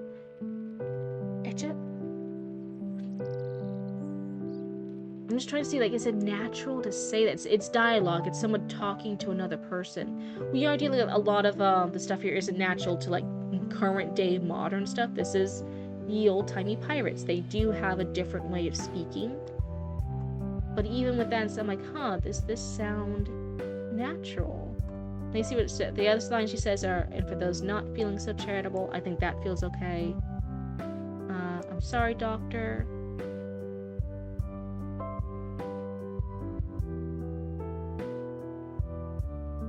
The shadow informant people are whispering about. The best he could offer you was... Yeah, the rest of her dialogue sounds pretty okay. Doesn't sound anything crazy. She doesn't have a very weird type of voice about her. Should you not at least confirm if Xavier is still alive? Information brokers love pulling marks along with outdated information.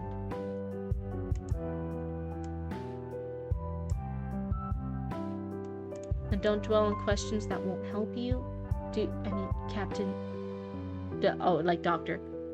Captain. The library and this person may both be compromised. Though discovering which clues were not chosen might bring you closer to the truth. Why were you the one that stopped me, Wilson Streeter? I'll tell you what, Alistair. I can share that, but it can't be here. The walls have so many ears. They're now popping out. Maybe we could discuss that at the lighthouse. So here, she speaks a little funny. Little interestingly. But it's fine. I vibe with it. I'm like, okay, no, this is pretty. This is a particular thing. That's her voice. That's her style. I'm like pretty okay with her voice for like all of that. This part just feels a little weird. I don't think it's natural for someone to say that to somebody unless it's like a code word of theirs to do that. But it's not necessarily a code word's note like is going through his brain. It's the note she left him. So I'm like, no, I'm not sure about it. Got to sit with that one. Yeah, it's all good. Like I say, just because I say something doesn't mean it's right. At the end of the day, everything in a story is up to the writer's call, right? I can list and say shit all day long. I can say it for 24 hours if you want. Does that actually mean you have to, like, by law do it? No. It doesn't mean shit. I'm just a bloob on your screen. I can't affect your real life at all. I'm just here. But otherwise, I think that's it. Since I scrolled ahead a little bit, I was looking at her dialogue. I was like, oh, let's see the rest of this. This is how does it play out? But otherwise, this is kind of roughly the scene we're leaving off with them sitting down at this little wonky, uneven type building that's like has a second floor caving in. It's such a wonky little building. I like it. I think that's where we're gonna leave it off here tonight, unless you have any particular questions for me.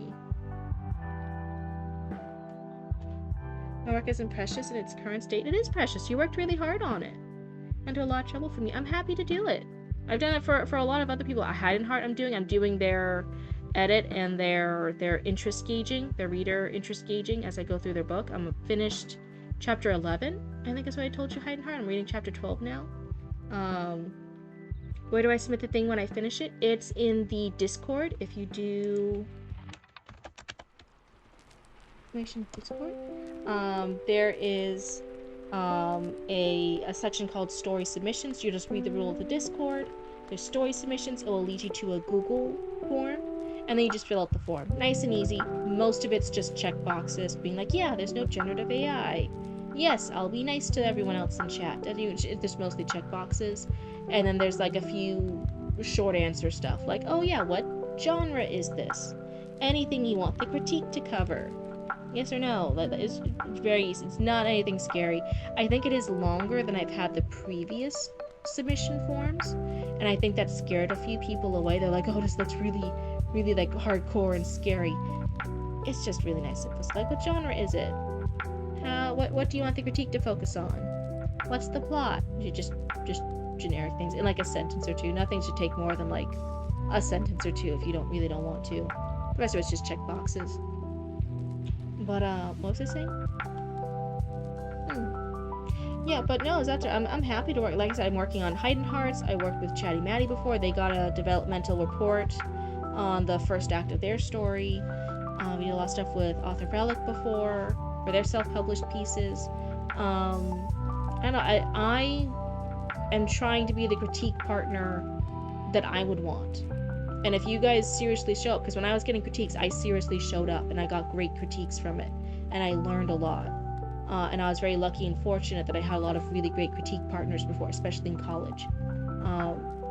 So my thing is, if you guys seriously show up, I will always sit here and I'll seriously respond back. I'm gonna give you feedback. I'm gonna give you advice. I'm gonna keep reading your thing if you keep submitting it. That's always been the vibe here.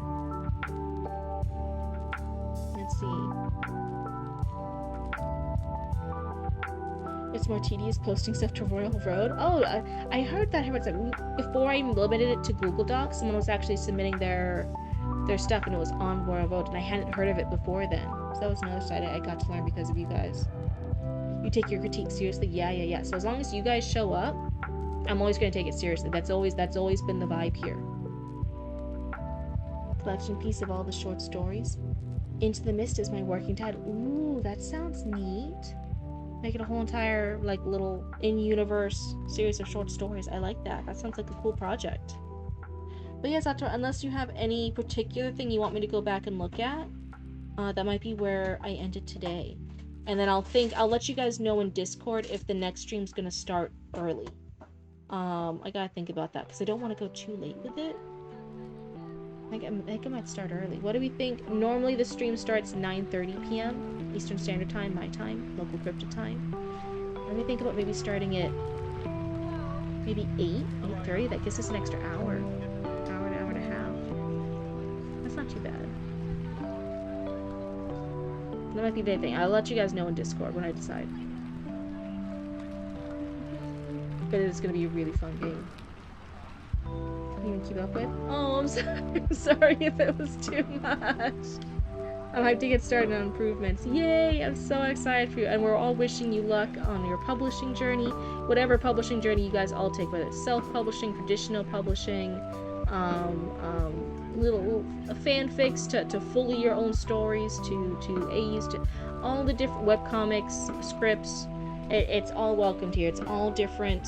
Whatever way and format your creative vision needs to be in, I'm always rooting for you guys over here.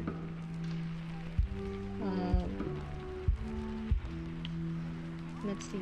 Oh, there's some of the other working titles you've had before. I'll be here either way. It's gonna be. I'm hesitant because, like, what if other people find it lame? But it's such a good game. I'm so hyped for it. Like, me and Root started watching it, and then I stopped it a little bit in, and I was like, do I want to keep watching this gameplay from Gab? Because I low-key already want to play it. I want to play it so badly. I want to play it on stream. But then I couldn't wait, so I just finished watching the whole entire, like, 6 or 7 hours of gameplay from Gab playing this fucking game, and I was riveted. It's one of those things, like, you stop afterwards and you're still thinking it over. I had to figure out if I'm gonna do it spoiler-free playthrough, or if, since I know everything, if I'll explain things as it's happening, so it's less confusing. I had to figure out what way I want to do it. But actually, surprisingly enough, so the story critiques here on Twitch are, like, the most popular category for me. It has the most people showing up consistently. The game ones, not so much, right? The games, we kind of lose a couple people. It's fine. Doesn't matter. Doesn't hurt my feelings. It's fine. That sounded fake. I don't actually mean it fake. I mean it very factual. Like, yeah, on a technical level, writing critiques have more response here. On Twitch, the games don't.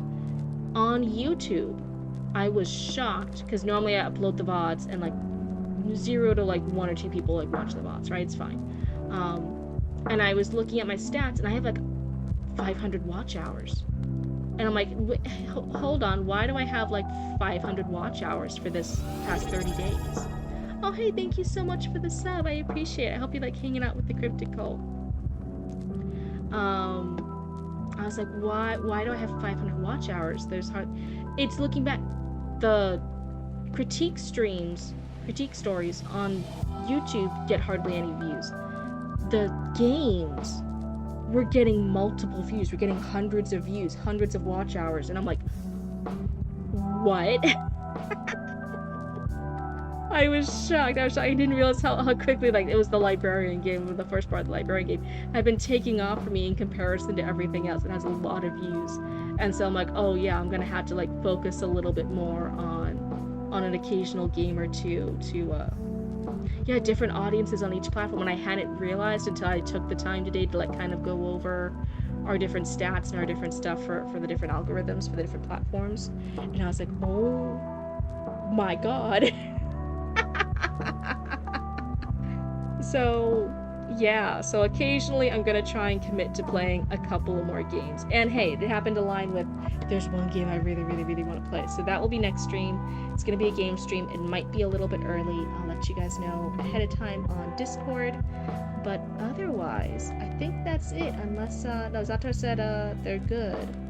I'm so excited for you, Zatara. I'm so happy. I hope you keep submitting this. I hope we can keep giving you little info, little hints and tips to make this the best piece it can possibly be for your self-publishing journey. But otherwise, that's it. I hope you guys are comfy and cozy, and you guys have a wonderful night, and you guys realize what amazing and talented raccoons you all are. Like really great profile, the healthy. Zatara, I don't think I told you guys. Sorry, real quick thing before everyone goes. Do you guys want to know what fucking Zatara did?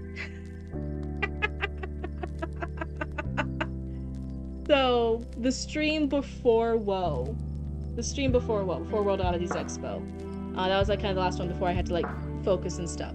We had finished with Zatara. Zatara had been the backup, and I was reading Zatara's piece.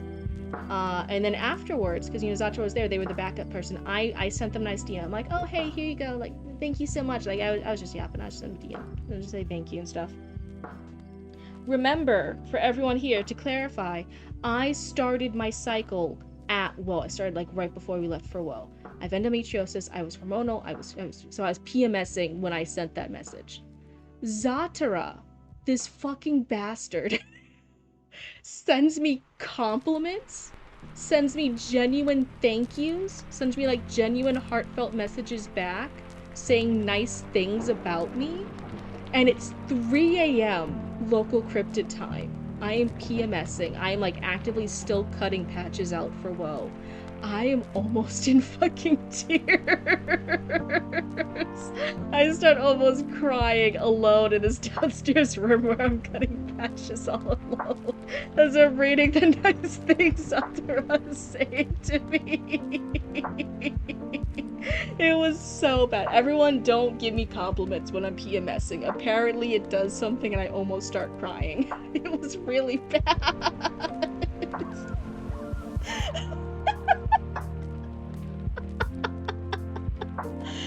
How dare you laugh at me right now, Zatara? I was almost fucking crying. Just alone, 3 a.m., PMSing. I want to stuff my face with chocolate. There's no more fucking chocolate in that house. Me and Roots had both been near our cycles. Like, we had already devoured it. It's 3 a.m. There's nothing left. I just gotta keep cutting out patches. So then I really am like it's the next day. We leave a few hours later. I get like 2 hours of sleep.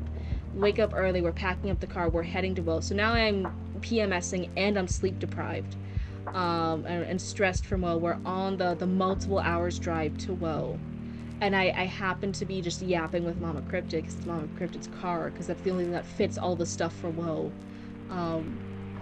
And I'm telling Mama Cryptid this, because Mama Cryptid's like, oh, how did you do? And I'm like, oh yeah, stayed up to 3 a.m. or 4 a.m. cutting out the patches. And I was saying like, oh, at 3 a.m. I messaged one of my raccoons, and I was saying thank you and stuff. And then they messaged me nice things, and they gave me like heartfelt, sincere compliments. So then I'm in the fucking car with Mama Cryptid, and then I start tearing up.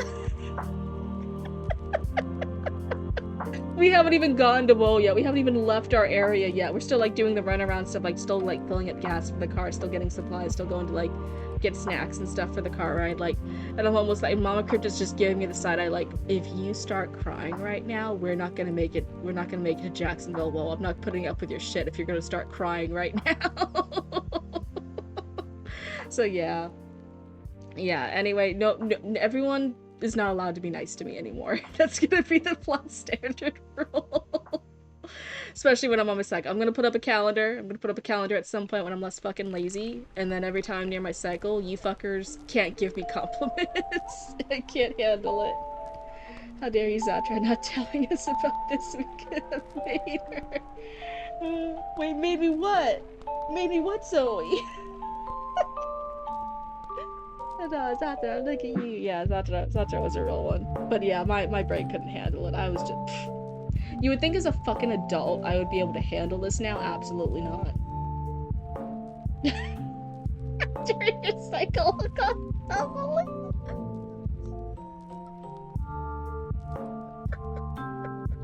Banned. Banned forever. All that stuff I just said about helping you with your work for self-publishing, take it back. Banned forever. Make her cry with overwhelm from love and comfort. No, never. You're banned too.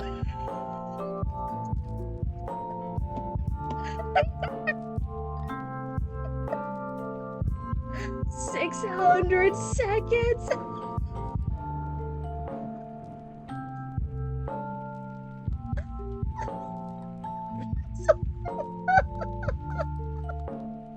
I went to timer them out, actually banned them. I did hard. It's fucking funny. You need to get them back. Yeah, didn't you get them back? Are they actually banned still? Okay. Okay, I was like, it looks like they unbanned them. To me, it doesn't show a ban, it just shows a timeout. So I think you're okay. Oh my god. Test, hi, Salter.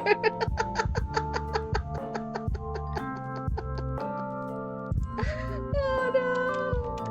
Oh no. Poor Salter.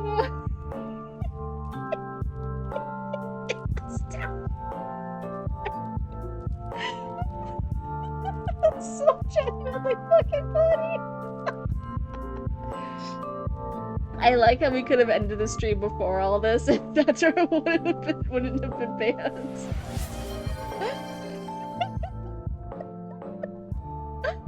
I keep forgetting to sub.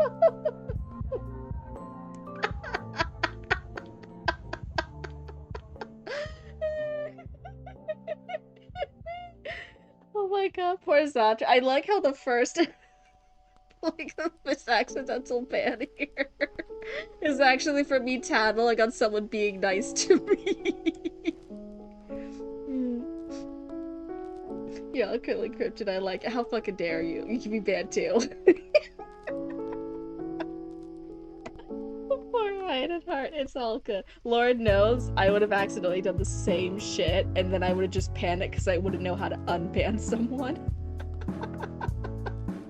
Oh no. Poor Ryan at heart, you're okay. I would have done worse shit. I would have absolutely done worse shit and not known how to fix it. Just checking in late. I went camping and lost your watch streak. Oh, it's all good, but hey, welcome back, Dusthead. The nature was pretty. It was a good camping trip. Nice. Not you missed. You missed us. Do I raid out? Sometimes I do. I don't always do it. Let me see. Is there anyone we know for the raids? I'd like to see you try instantly ice bath. Oh no. Oh no. Let's see here. Let me see with anyone have any recommendations for raids? Does anyone see anyone that we want to raid? Black Dragon Tavern is on? Let's see. Let's see. Oh, they are. Oh, they've only been up for like a little bit. Do we want to do that one? Chanticor Ritual? Chanty Ritual? I don't know if I know that one yet. Am I forgetting that? I don't know if I know that one yet. Let me see. Hold on, sorry, I'm messing with all my tabs now. Oopsie. Ignore me. Check on your peers. Yeah, sometimes people let me know, like, oh yeah, Penny's like streaming or something, or Chatty Matty has something up, or so I was just like, oh yeah, just is there anyone like that you guys already see? But we can do Black Dragon Tavern. Sounds fine. I know a lot of you guys already watched them. Oh wait. Why does it say channels offline?